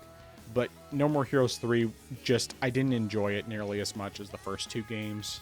And so, I mean, granted, I was playing it on the Switch, so that certainly didn't help anything. But it definitely was, it kind of reduced my overall hype for this kind of game. Now, that being said, I'm sure by the time it comes out, especially because of the fact that we're not getting it right when it comes out, I'll have time to find out for sure whether or not this is actually going to be as good of a game as it looks like. And if it turns out that it's actually just complete trash, then I don't have to bother with it. But most likely, when it comes to PC, since at least right now it doesn't appear to be a day one thing, I'll probably end up getting it.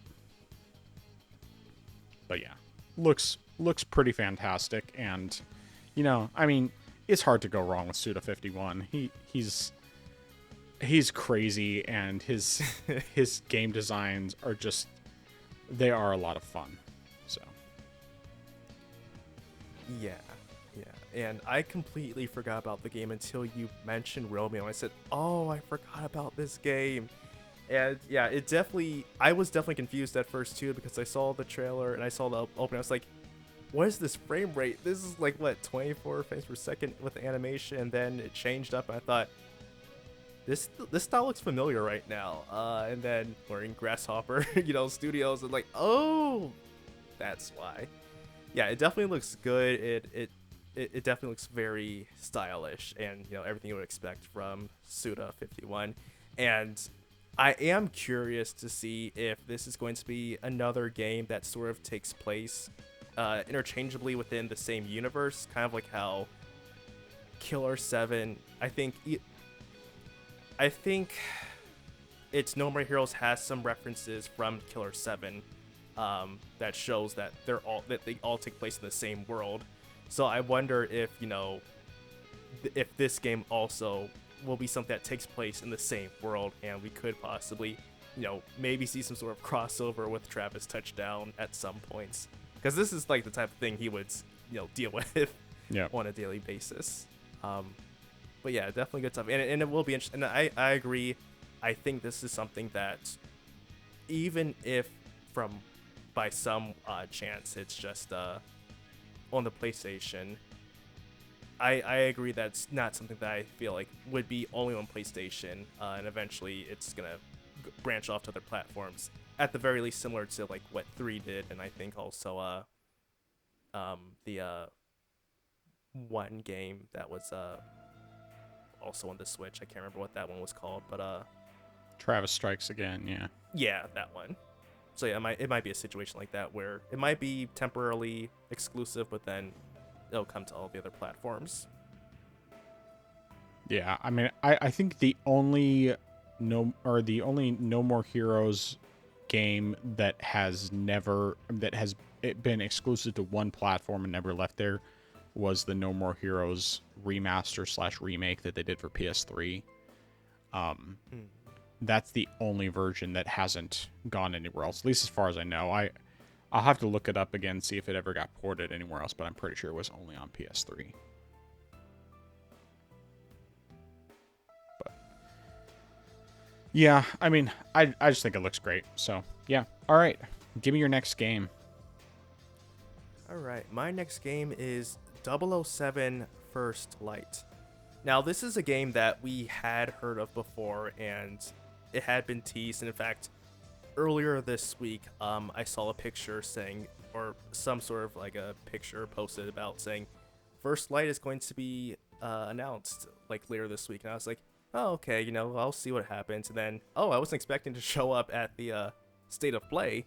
And so, yeah, so we got some more information. I don't think we got enough footage of the game. I mean, it said there was gameplay footage mixed in with these cinematics. And I was like, cool.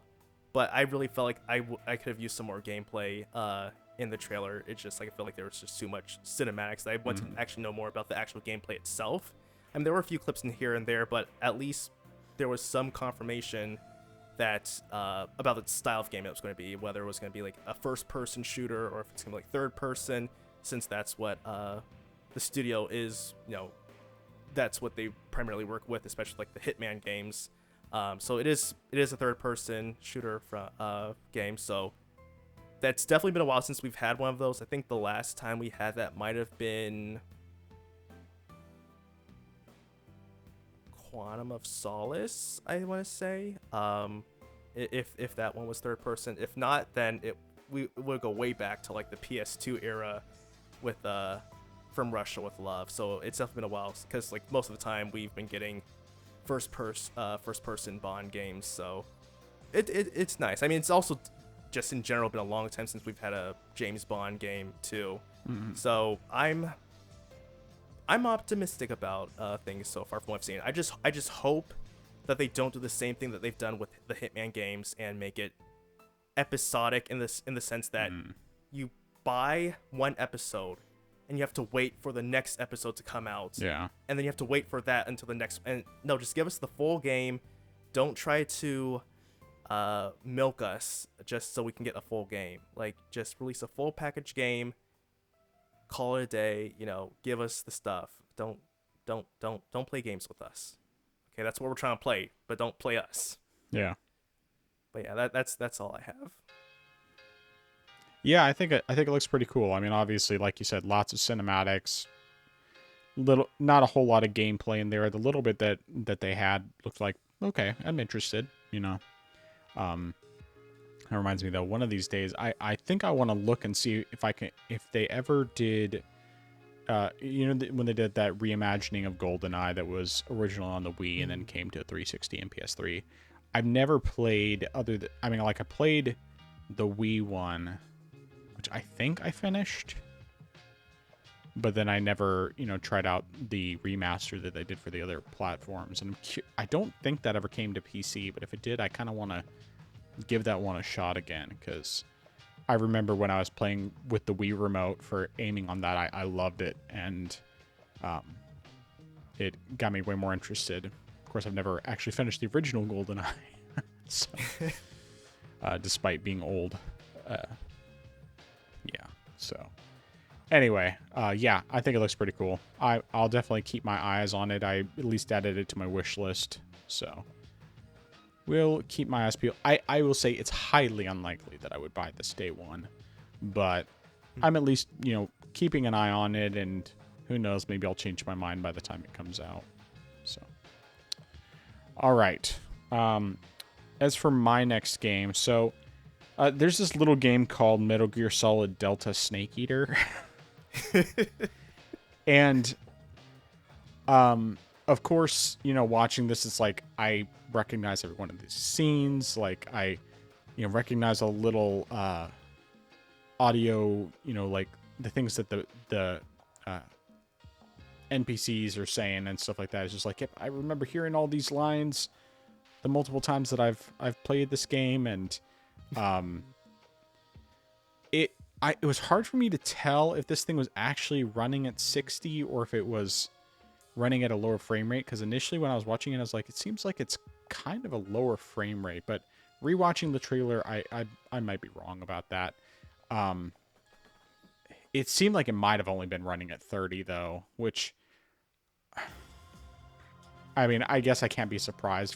Well, actually, I think they said it was captured on PS5 Pro, so it has to be running at 60. There's no way that they would release this only running at 30. But either way, obviously I'm excited about this. I already have, I already pre-ordered it and everything a while back for PC. I do still think it's funny that the all the Ape Escape content that is on the console side exclusive to the PS5 version is also coming to PC. I think that's fantastic. But yeah, obviously I'm looking forward to this. I'm glad I have some time before it comes out so I can play some other games before I play Metal Gear Solid for the fourth time, or Metal Gear Solid 3 for the fourth time. Even if it is a very new version. And I mean, at least this game is short. It's short enough to where even if if I start playing it, I know roughly how long it's going to take me to get through it, because I played through it enough times that I know everything, and it looks like it's a very faithful recreation. So I'm excited. Yeah, definitely. Definitely get some more footage. I mean, I know they put out a video a few weeks ago, but no, I mean, of course, we've been hearing constant information, so it was a bit surprising that they gave us some more information. But we're getting closer to that time where it's gonna come out, and just a matter of months at this point, I would say. Yeah, because it's August or September. Yeah, August 28th. Okay, then yeah, we're knocking on that door. So definitely good to get some more information before it comes out. I know you're definitely ready for that. Yeah, I mean, I'm ready for it because I love it, but I'm not ready for it because I have lots of games I'm in the middle of. But at least I'm okay with it because of the fact that I know it's short enough that I can take a little detour, play for a little bit, and then get back to it. But it does look like they're going to have online mode too, which is interesting. Either that, or they just have another. Well, I couldn't tell if it was an online mode. It actually probably wasn't. It looks like they might have added a mode where it's specifically grabbing those Carrick dolls or whatever they're called, or maybe that was just another part of the game, that's something that they added. I don't know. Doesn't really matter. It's still cool. All right, give me your next game. All right, so this one is another surprise. This was another surprise for me, was Neo 3. And this one, I mean, it's a surprise because I wasn't expecting to get a Neo sequel again, but then also the style of game, or at least the gameplay, definitely surprised me between the changes you could do. So the first game, you're playing simply as, your samurai, and you've got, I mean, of course you have your different stances, but you had, and of course different weapons, but you had just like one character, one type of character build. Second game, you got to create your own character.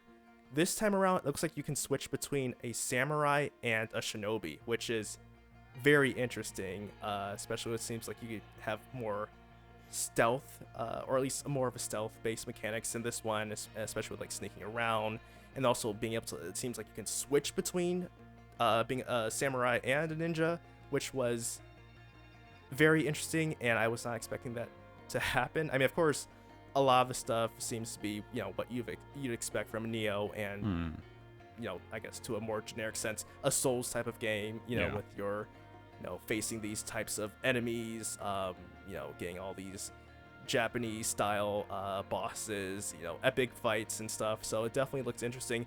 And one thing though that just kind of was like a that's interesting.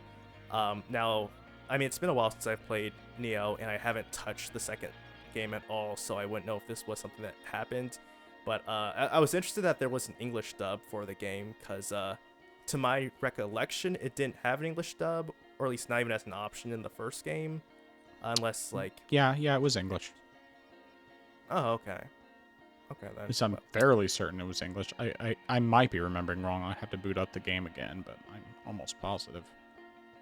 Okay. I must have just like had it selected to Japanese then. Okay then. But yeah, I mean, definitely it looks like a good game, and sure, it definitely looks like it's gonna be PS5 upon launch. But I mean, the first two games were like that anyway, right. So I still have no doubt though that give it a year or two, it's gonna be coming to PC, at the very least, if not yeah, also it'll be next year, or I mean, not next year. Well, it will probably be either late next year or early 2027 when it comes to PC. Just based on the fact that when Team Ninja did Rise of the Ronin, that one was like April of last year, or I think, and then it came, or I don't remember.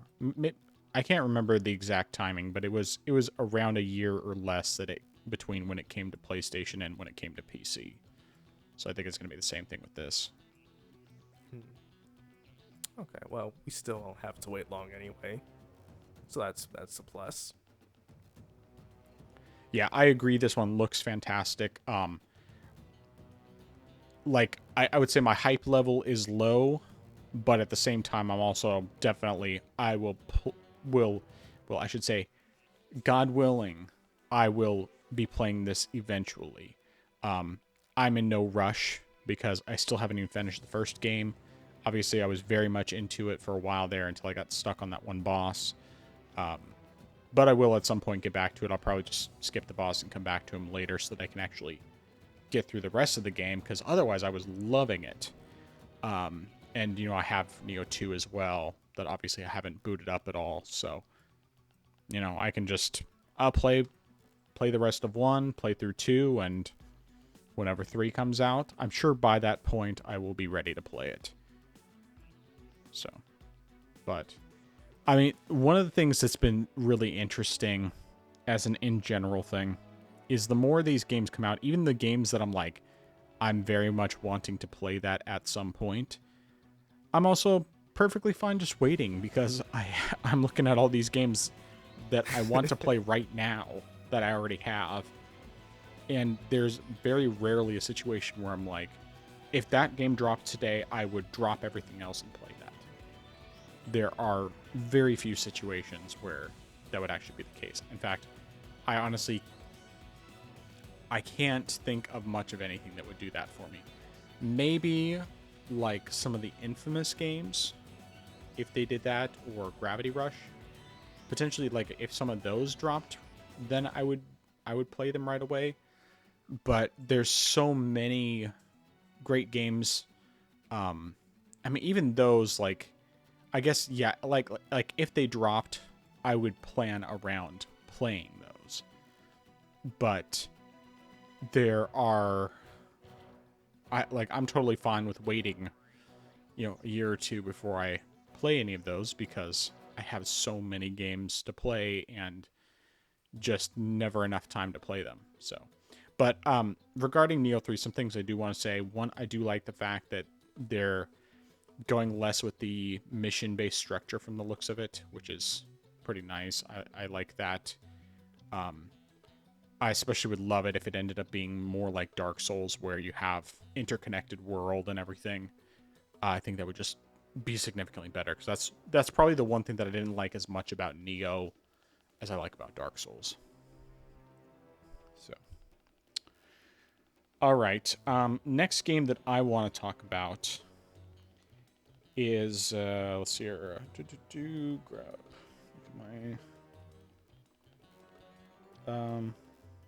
okay. So we'll look at this game called Hirogami, and it's like an action platformer kind of thing where you're playing as an origami character, and like he has different abilities that has him folding into different origami shapes and that sort of thing. Um, puzzle solving kind of stuff with that, and almost looks like it might have some Metroidvania elements, and I don't know, it just looks cool. I'm very interested in it. That one is also coming to PC same day, so that makes it interesting as well. But yeah, I thought it looks cool. Yeah, yeah, definitely. It's definitely it's something different and unique. And I mean, it's also coming from Bandai Namco, and I mean, to a degree, kind of in that sense, it kind of reminds me, just because of playing as something small in a part of a large world, kind of reminds me of oh, why can't I know? Right, Katamari in a sense, Mm-hmm. just because smaller, being in take place in a larger world. But I mean, of course, it's the gameplay is definitely that drastically different. But it definitely is unique, and so it's definitely interesting. I mean, this is something that I might not. I mean, it won't be something I get like day one, but I'll like, keep an eye Right. out on it, see how people like what people like about it, and I might later on down the road give it a shot. Yeah, for sure. All right, what's your next game? So my next game is Marvel Token Fighting Souls, and this took me by surprise just because I was not expecting a Marvel game like this, and also I was expecting a game from Arc System Works. So this is a fighting game from Arc System, and they've of course have done Blaze Blue, Guilty Gear, and more recently Dragon Ball Fighters. And now they're doing a fighting game with Marvel characters. And I'm not the biggest fighting game person at all. Like I would definitely say I suck at them. But at the same time, this just looks stylish and fun, and I'm just interested enough that even though I'm not good at these types of games, I want to give this a whirl, because Arc System has done a pretty great job with making fighting games, and I mean I've played a few of them. I've enjoyed what they've done, especially with the engine they've used, especially with getting a 2D anime-esque style but also making it, rotoscope. I mean, not rotoscoping, but kind of like rotoscoping looks like, and because of the 3D aspects of it, and making it, being able to shift the camera around. I thought it looks like just so cool, and I really loved it how they make their games look so stylish that I was like, yeah, I want to give this a shot. It's also interesting to have a fighting game that's not with Marvel characters, that's not from Capcom, because normally Capcom's been the only one that has been making fighting games with Marvel characters. And also, it's interesting too is that what I saw is that this is coming to both the Switch and Switch 2, which I thought was very interesting. I didn't see that. Yeah, I saw it. It wasn't in the PlayStation trailer, but if you go to the general, I think, Arc System trailer, then it shows like all the platforms, and Nintendo Switch and Switch 2 were. I'm guessing not Xbox then. Interesting. Yeah, I think Xbox. I don't think Xbox was mentioned. Now I think about it. Yeah, not surprised. PlayStation bringing a new IP of theirs to every platform except for Xbox. Yep. But they're not a third-party publisher. Not at all. Yeah, not a third-party publisher. Yeah, I mean, looking. Or sorry, were you done? Oh no! I was just gonna say that's all I have. Yeah, I mean, of course, I love the fact that in the trailer it says coming to PS5 and PC. Yep. And of course, knowing that it's coming elsewhere also is pretty funny. But yeah, like I haven't been into fighting games in a really, really long time. Like, I think this game looks fantastic. I'm not gonna buy it because I just don't play fighting games. I'm terrible at them, and they're just not my cup of tea anymore. But I do love the style. I thought it was weird though having everyone speaking Japanese. I mean, obviously it's because of the fact that it's, a Japanese company making the game, and very Japanese style of characters. But yeah, and I love the fact that you actually have Marvel games where they're intentionally making the characters like all look attractive, the guys and the girls, and it's just so much different from the design philosophy that you've had in general with the Marvel stuff as of late, with the exception of like Marvel Rivals, which is also the same kind of thing. And I think that one, if I remember right, I think that's a Tencent game, maybe like a Chinese developed game. So yeah, I think NetEase, not Tencent. NetEase, that's what unless, it was. Unless they'll went NetEase. I think they might have a stake, but yeah, NetEase is what I was thinking of. I just said the wrong thing. So yeah, but either way, like I think it's fantastic that this exists. I love the fact that these designs are what they are, and obviously it just looks like a blast. And coupled with, I mean, I didn't save the trailer, but the fight stick that PlayStation's releasing that looks really cool. I'm like, hey, that's sweet, because I know people who are really into these fighting games, especially the arcadey type of games, like a fight stick is a must-have thing.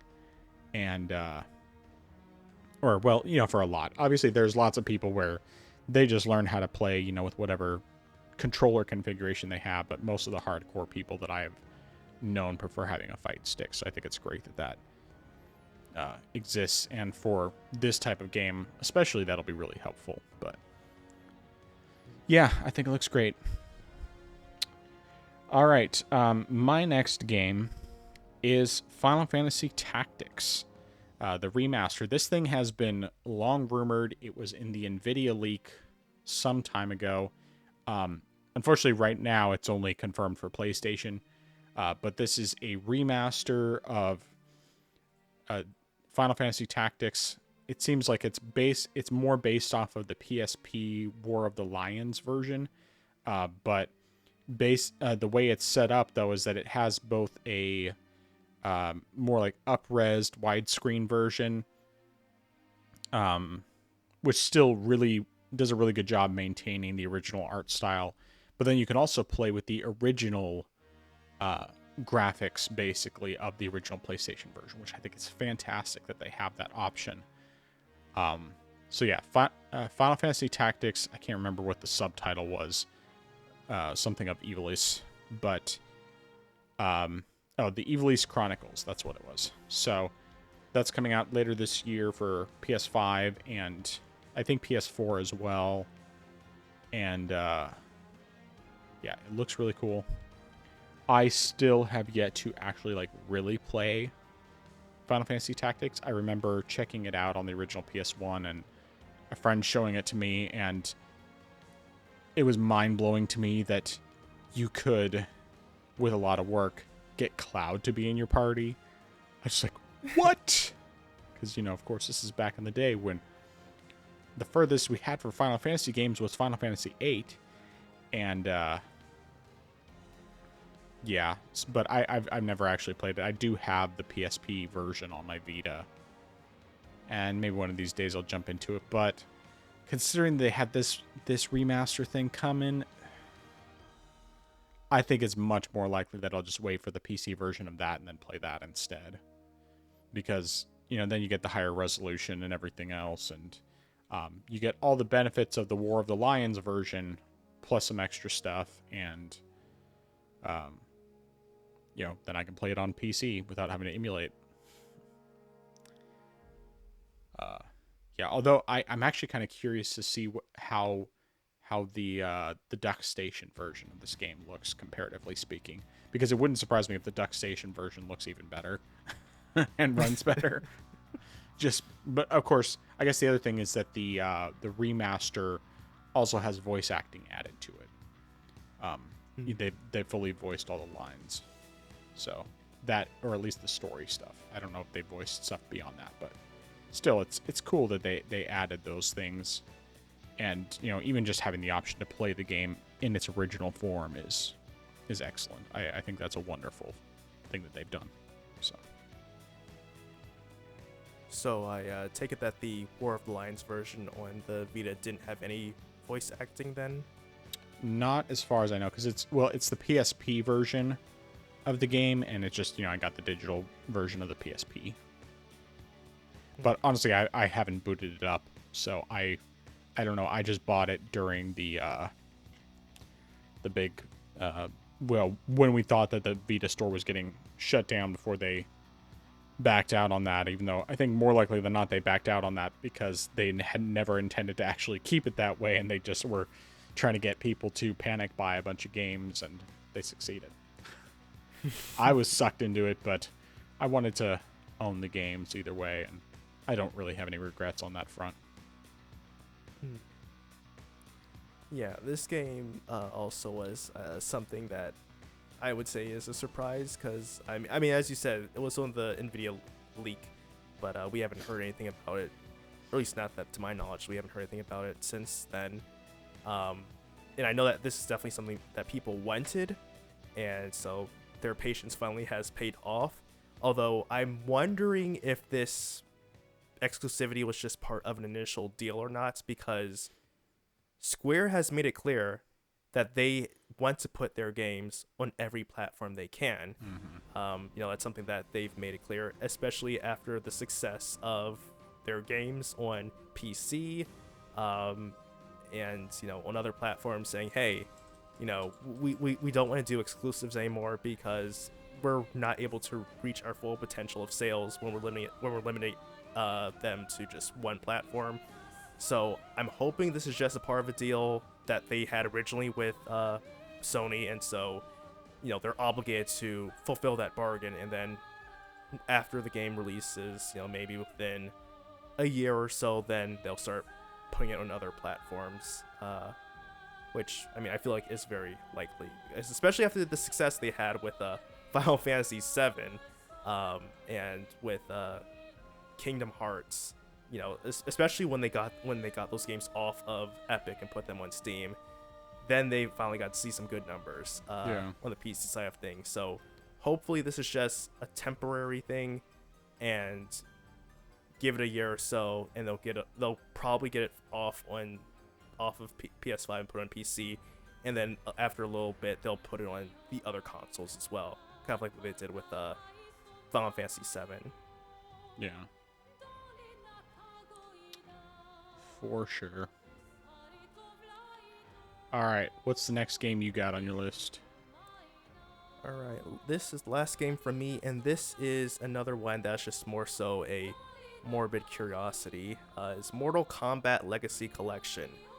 Now, of course, it's just the classic Mortal Kombat games. They haven't gone to specifics, but they said that this is an ultimate collection of all the old games, and not only just the arcade versions of the games, but also the console versions of games and the handheld versions of games. Yeah. So of course, getting Mortal Kombat 1, 2, 3, 3 Ultimate, and 4, and getting also like the Sega versions, the SNES versions, and like the Game Boy versions, and any other versions, I guess. And so, while again, I'm not a big fighting game person, having that type of collection, especially with the different versions to compare them, is interesting to me. That I'm just intrigued. And also, because they say the classics, I'm also wondering if that also includes their sort of spin-offs, like Sub-Zero mythologies, because while that one, I know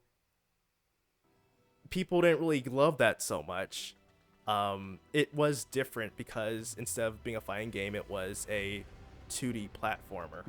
So I would like to try that game out, and because they have like all these different versions, it makes sense if they would have both the N64 and the PS1 version. And I know people say that the PS1 version is the superior one, just because of the controls, and also it actually has full motion video, whereas with the N64 did not have that capability. I think also the controls might work a little better on the PS1 version. So I'm interested to see if if those two are included.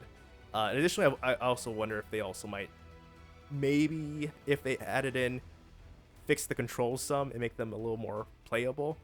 That would be interesting to note as well. But yeah, this one was just really just major curiosity from a collective perspective, just because of all the different versions. And I don't think I actually have these games on Steam already, so I was like, why not?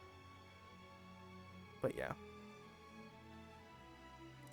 Yeah, I mean, Mortal Kombat was very much a big part of my childhood, which is kind of funny to say. But like back in the day, Mortal Kombat was something that I was like obsessed with. Especially Mortal Kombat 2 and 3. And I barely touched 4 at all. Like, I think the only time I ever even tried 4 was on an N64 at a Toys R Us one time. And I didn't like the fact that they switched to 3D models over the like recorded real people, stuff that they did for the previous games. And nowadays I'm just kind of like, I have very much a morbid curiosity, and half of me wants to get it because of nostalgia. Like I think the last time I really tried playing Mortal Kombat was back when there used to be KB Toys, which as far as I know hasn't existed in since the 90s or whatever. I remember I could buy one game and get one for a penny. And so I got Mortal Kombat 3 on PC and Mortal Kombat Trilogy. And the Trilogy never worked. I could never get it working at all on PC. And I found out that was pretty common, that it just didn't work.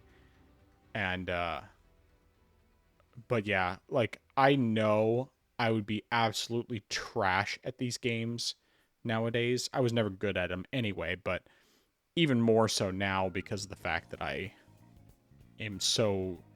just don't play fighting games, and I know that like jumping is pressing up on the D-pad and stuff like that. But either way, it's like I'm interested enough to where I would at least consider grabbing this. At least maybe try to see if I could get a physical version.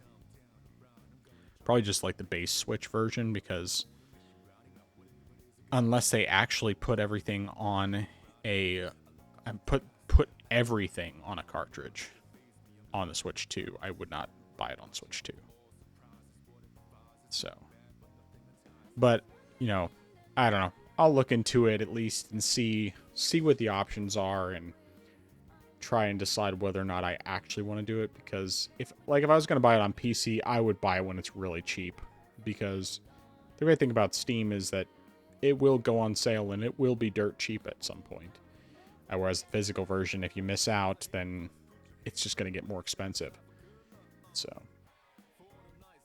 but like I said, I don't even know if I'll actually buy this or not, because I'm terrible at these kinds of games now, and it's just not really my thing anymore. But yeah. All right. Let's see here. Another game that stood out to me quite a bit, which at least as of right now appears to be PlayStation exclusive, is a game called Pragmata. And it was the first game that they showed, and it's like you're like a astronaut guy carrying around a girl on your back who, like a little girl android or something that helps you out, which I don't know. It was one of those things where I guess I should back up a little bit.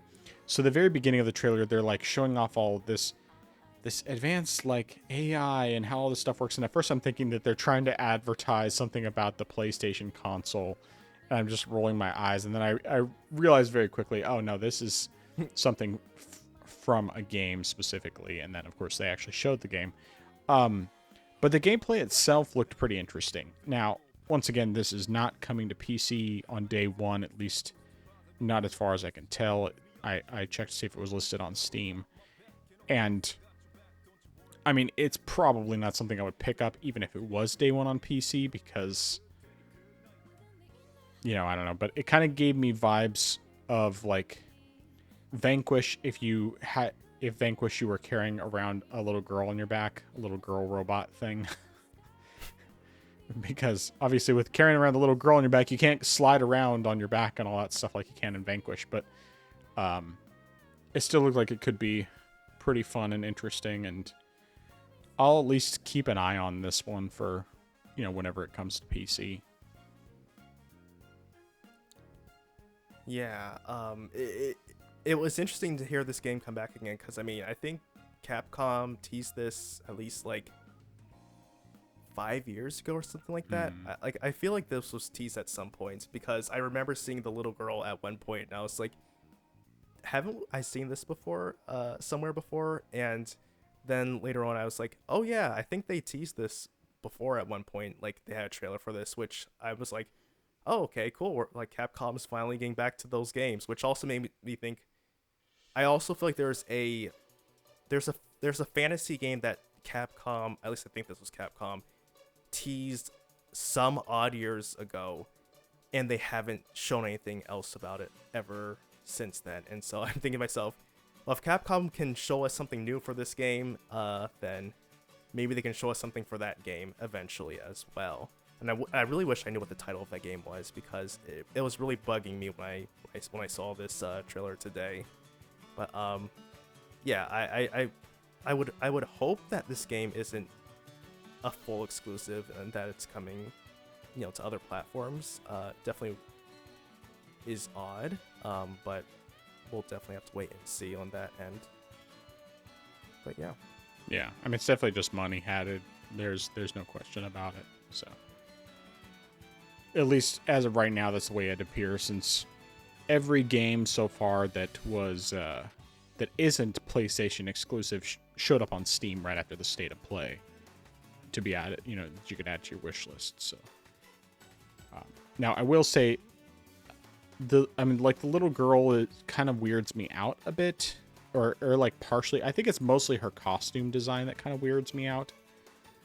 I think if she was wearing pants, it might not weird me out as much, but it's like she's just wearing a big coat and then has bare legs, and it's just weird. It might also be just because her hair's so stinking long. I think that's the other thing about it that's a little weird to me. But either way, I still think the game looks like it could be a lot of fun, so I'm interested. But yeah. All right. Do you have any more games you wanted to talk about? No, sir. Okay. Um, I will just briefly mention that they did, show off some more footage from Ninja Gaiden Ragebound. Still think it looks great. Um, but it's, obviously that's also PC and probably Switch and stuff. And, it should be interesting. Probably going to be a very difficult game. I'm not yet sure whether or not this kind of game will be something I'll actually be able to play. But considering how much I've enjoyed Souls likes, it might be. It's possible. Um, and yeah, that's pretty much it for that. Um, with it being as late as it is, I think probably we'll skip the Xbox topic because it's kind of like I just don't think it's really necessary to talk about this week. If we get more information in the future, we can talk about it, or we can just save it for next week. But since it's already 10:45 my time, I do want to at least just kind of talk about our thoughts jumping into the Switch 2 launch. Um, which by the time this podcast comes out, it will have already launched. And yeah, I mean, there's been some weird stuff with the Switch 2, like the fact that more or less it's kind of bricked until launch. I mean, I think because basically you have to download a day one update in order to at least be able to do backwards compatibility. It might be the case also with regular Switch 2 games, but I think they were indicating it was just to be able to do backwards compatibility. But either way, you're not able to use a feature that you're paying for unless you are able to connect to the internet and download the update. Pre-orders getting canceled last minute, and thankfully mine didn't. But and then just general kind of stuff, like what are your thoughts on those topics if you want to talk about it, or just your general thoughts about where you're at with everything regarding the Switch 2 right before it launches and we actually get hands-on time. I mean, obviously you're not getting one yet, and I am getting one supposedly tomorrow. Yeah. So regarding the Switch 2 and how it's, I guess, essentially bricked until launch, I think that's there's no reason for that having to exist other than the fact that Nintendo doesn't want people to like access it until they say they have permission to, which I think is just despicable. I mean, sure, if someone gets the Switch early, one person playing a game early isn't going to be the end of the world for them. I mean, people are still, trying to get their hands on a unit as soon as possible. So I don't understand why they went ahead and did this. I think it's really unnecessary. And the fact that also, as a result, for people who have had to do or who've, gotten review units, they can't actually give a full review because Nintendo said you won't have access to all the features until the day one update goes out. I think actually nobody got review units. Oh, really? Huh. Pretty sure. Well, I should say, Okay. I think the majority of people, because they basically, I've heard a lot of content creators saying that Nintendo didn't send out review units, or at least if they did, it was like pretty much last minute. Okay, then. Wow. All right, then. So yeah, that definitely changes things then. So I guess whatever reviews or at least what I'd seen from people or at least who said they were doing something or had their hands on, said that they weren't able to do anything with it, or at least they wouldn't have all the features until later on. Right. Which again, I just don't know why, especially with the backwards compatibility. I mean, that's just such a basic thing to have locked behind an update. Which you should be able to just like. It really defeats the purpose of plug and play if you can't just plug and play your game if you have to actually download an update. And I know that I saw a couple of people say, well, the Steam Deck was like this because you had to download, you had to connect to the internet to use it. And I'm just thinking to myself,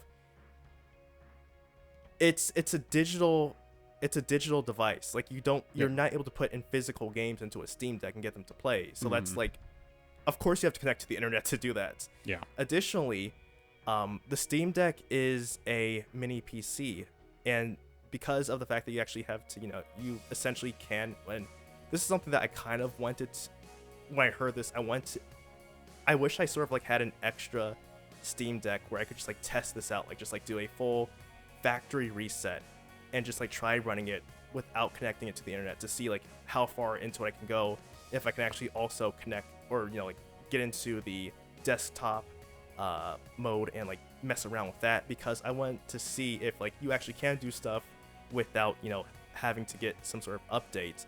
And additionally, because it's a mini PC, I could still just download whatever OS I want onto there and go about my business. Like, Yeah. you don't have that choice with a Nintendo Switch. Like, you have to use their operating system, you have to use their layout, you have to use their everything.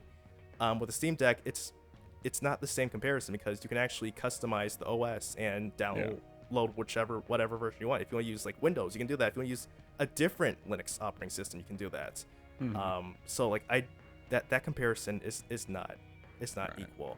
But yeah, I really think there's just no reason why they have to break that, other than the fact that they don't want people to play the games early and then possibly talk about the games as well. I think that is ridiculous. Regarding the canceled pre-orders, this is something that I feel like is, and I've said this before, or in a relative degree, is the fact that I actually hold the retailers responsible rather than Nintendo, because Nintendo didn't tell the retailers to accept these pre-orders. They made that responsibility. They made that choice themselves. So, and also the fact that how are you going to have these people, thinking that they had a pre-order for months, and then not really months, because the pre-orders only went out like last month or end of last month. How are you going to have people, put their pre-orders in, and we're getting close to the deadline, and then suddenly going, oops, sorry, we had to cancel your order. If you knew you weren't going to get that many units, you should have just like halted the ability to pre-order the Switch too. Like, that's something that a logical and reasonable and responsible person would have done, instead of just like, taking their money. Well, I mean, maybe not take their money, but like, instead of having their pre-order and just going like, all right, yeah, here, sorry, we had to cancel your order. Good luck getting a Switch 2 on launch. Like, well, at least what they did do was that I think that they had, I don't fully understand why they did it the way they did it, but they did actually basically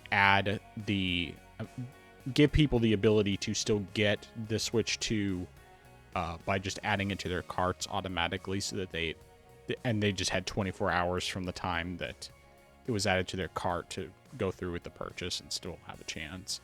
I don't understand why they had the need to do that anyway, when they could have just continued with the pre-order. I don't know exactly the logic behind it, but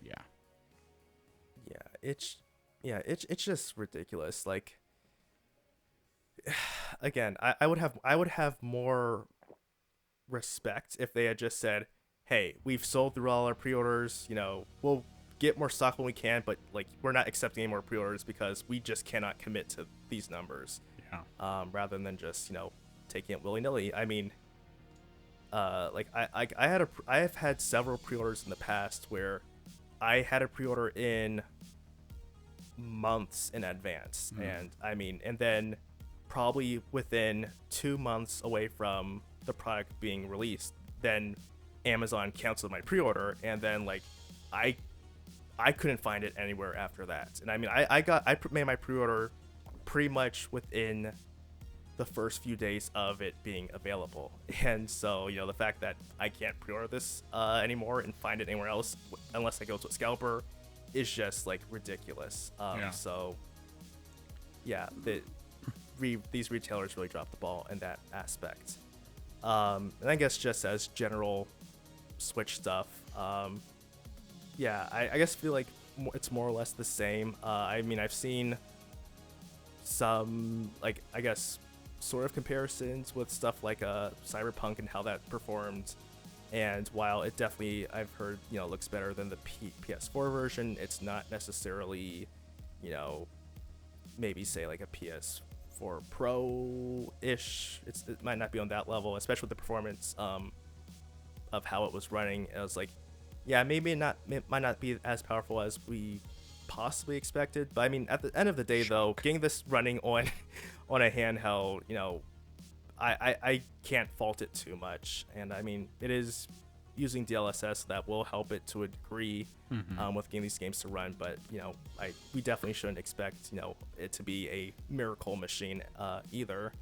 But I still don't have any complaints with the price of the unit. I mean, like, again, this is a massive step up from the original Switch, and the fact that you are able to sort of like treat it as a somewhere along the lines of an Asus Ally, which is more expensive than that. I think that's the pricing is pretty fair to say. Again, I still think the price of the games, on the other hand, is just borderline extortion. But Yeah. as far as the price of the actual console itself, I think that's pretty reasonable, all things considered. Would I like it to be cheaper? Yes, but Yeah. I won't complain about the price that it is, though. Yeah, to kind of try to summarize my thoughts as much as possible. Regarding the bricking, the initial bricking, the only thing I can think of to explain that is I know that they imported a bunch of Switch 2s really early, like months ago, and so it could very well just be that they hadn't established a lot of that stuff yet, and that's the real reason why they had to do it this way, was just basically like, oh, this stuff's, it's like we have all these units ready to go, because they did say that they had a bunch of units already stockpiled long before the tariffs were even announced. And of course, right now the tariffs are kind of in a weird spot anyway, and we don't know what's ultimately going to come from them. But that's the only way in which I would kind of give them a little bit of a pass. If that's the case, that just basically that was just something that they hadn't specifically necessarily. If I was really giving them credit, and believe me, I don't actually fully believe this, but if I was going to try to give them a little bit of credit, I would say they hadn't fully gotten all of the things lined up to where they could have that on the system ahead of shipping it to where it would be ready to go at launch without an update. So that's the only thing in which I would say, okay, now if they actually made it so that you literally cannot play any game on the system without that update, that on the other hand I can't excuse. That's just complete garbage. Either way, I'm not thrilled about that. I am going to make sure when I get mine, I'm going to test it before I connect to the internet and just see what it can do without the update, because I know it's not going to be able to do backwards compatibility. They've basically confirmed that, but I am curious to see whether or not it would.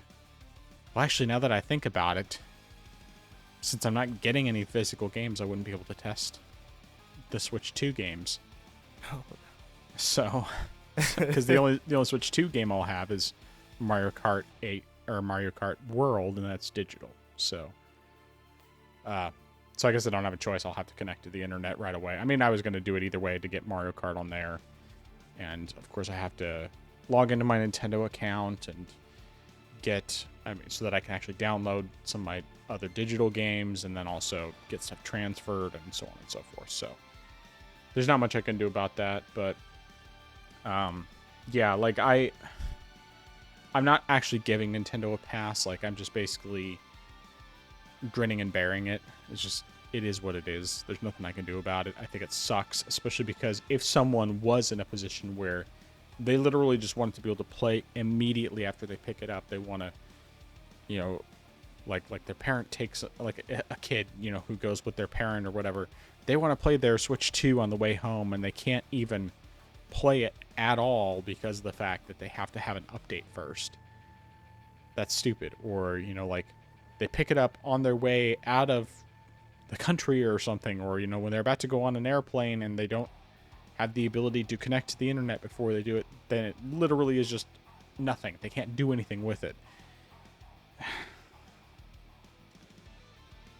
But I guess I'm also at a point where, as much as I hate it, I also recognize there's nothing I can do about it except just deal with it. And I have internet. It's not going to be a problem for me. I don't like it, but once again, it is what it is. So, but just in terms of my final thoughts going into this tomorrow, I don't have the hype level that I had for the original Switch, because the original Switch, I was super hyped. Like, probably the most hyped I've ever been for any console ever. I think the Steam Deck ended up having me a bit more hyped, but that's not a console. uh, but I think, obviously a lot of it is just because of the fact that the novelty is not there in the same way anymore. When the Switch came out, it was such an exciting thing, because of course you had Breath of the Wild, which was just like super excited about playing that. But you also had just the prospect of finally being able to play a lot of games in a really easy, portable way, which fits my gaming style far more than anything else. Especially, just being able to pick up and play for a couple minutes and then put it in sleep mode and continue on. Like from the time that I had the opportunity to experience that with the Game Boy Advance SP onward, it was like just a revolution for me. It completely changed the way that I play handheld games, and just took something that I already loved, which was handheld gaming, and made it even better, because the fact that I could stop my game at any point without having to worry about being able to save, and then just pick up where I left off at any time and stop without having to worry about finding a save point, all that stuff. It was just super, super nice, and it's been a revelation for me. It's completely changed things for me from that standpoint, and the Switch made that even better. But then as time has gone on, of course, well, for one, I have the Steam Deck, which has my whole Steam library. My Steam library has definitely expanded since I bought the Steam Deck, because of all these games that I could play on a portable device without having to spend a ridiculous amount on a Switch version that runs worse and looks worse in most cases. So now it's just like the Switch 2. Apart from being able to play some games at better frame rates, like Tears of the Kingdom, which I'll definitely check out, and eventually Xenoblade Chronicles X whenever they put out the update for that, and hopefully a handful of other games, especially Nintendo games. I'm just glad that I'll have my own Switch that I can play again without having to share it with my kids and all that. And just being able to pick up and play and stop whenever I need to, and not have to worry about swapping cartridges and taking it away from my kids when I want to play my game. I just pick up my game and play. So, yeah. That's pretty much it. That's what I got.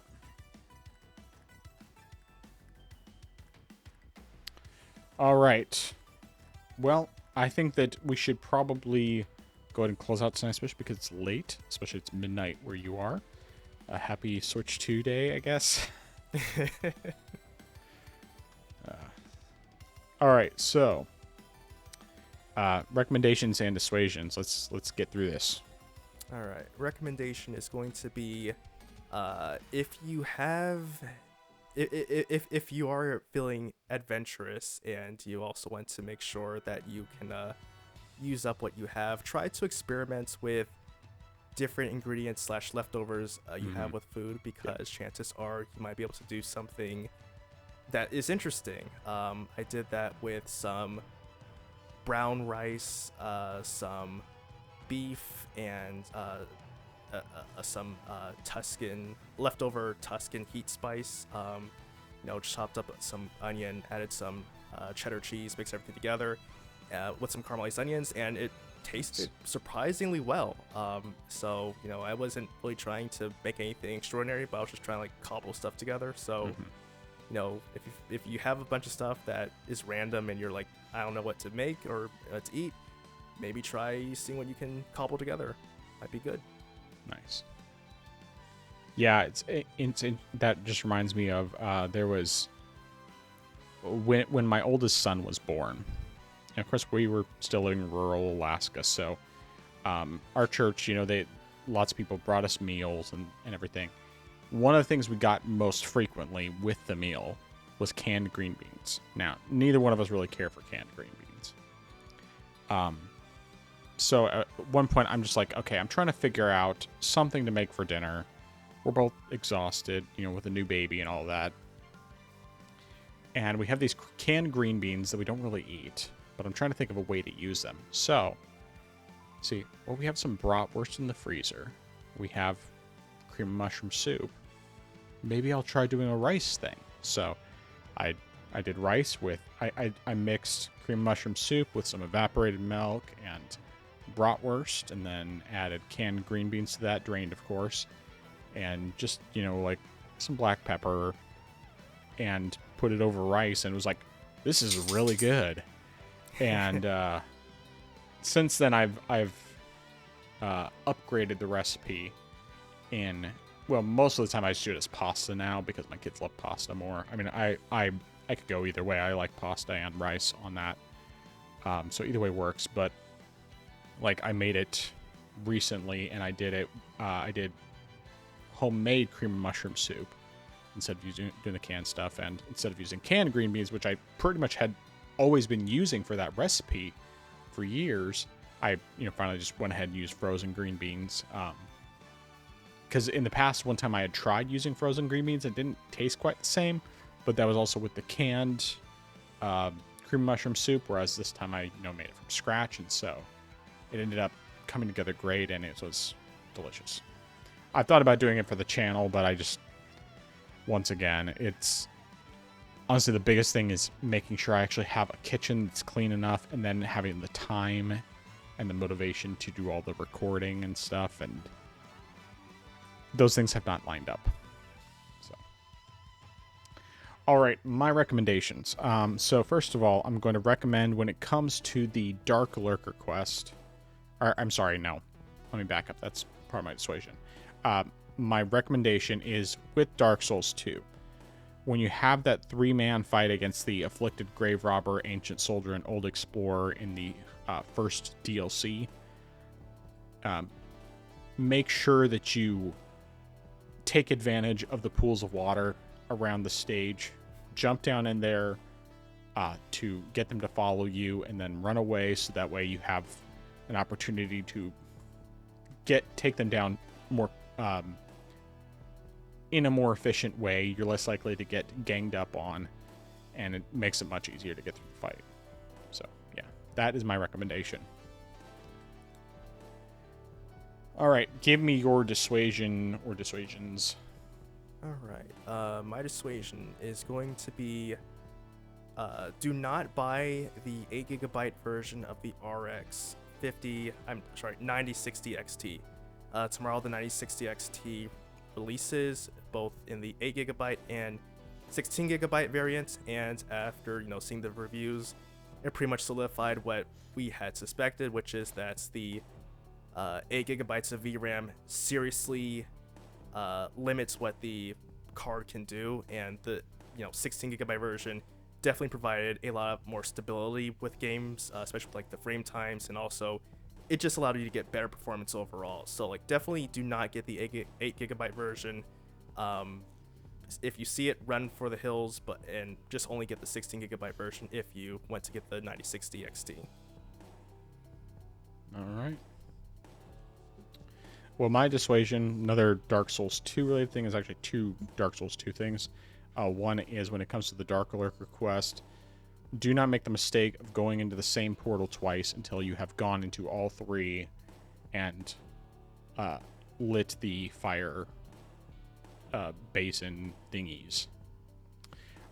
Secondly, when you are in the Crown of the Old Iron King DLC part in the Broom Tower, there are two separate areas that you can go into where there's like a constant curse flowing. do not attempt to go into those areas until you find the hollow skin, which is it's just a mask, and it's not too difficult to get to. You can look it up. It's just basically like a an illusory wall uh, on in the middle of an elevator that's pretty close by. Once you find that, it completely blocks out the curse status. So you wear that mask and you don't have to worry about getting cursed at all, which is super helpful. I would have loved to have had that at times in Dark Souls 1, even though there were never areas quite that bad. But yeah, that's it. That's what I got.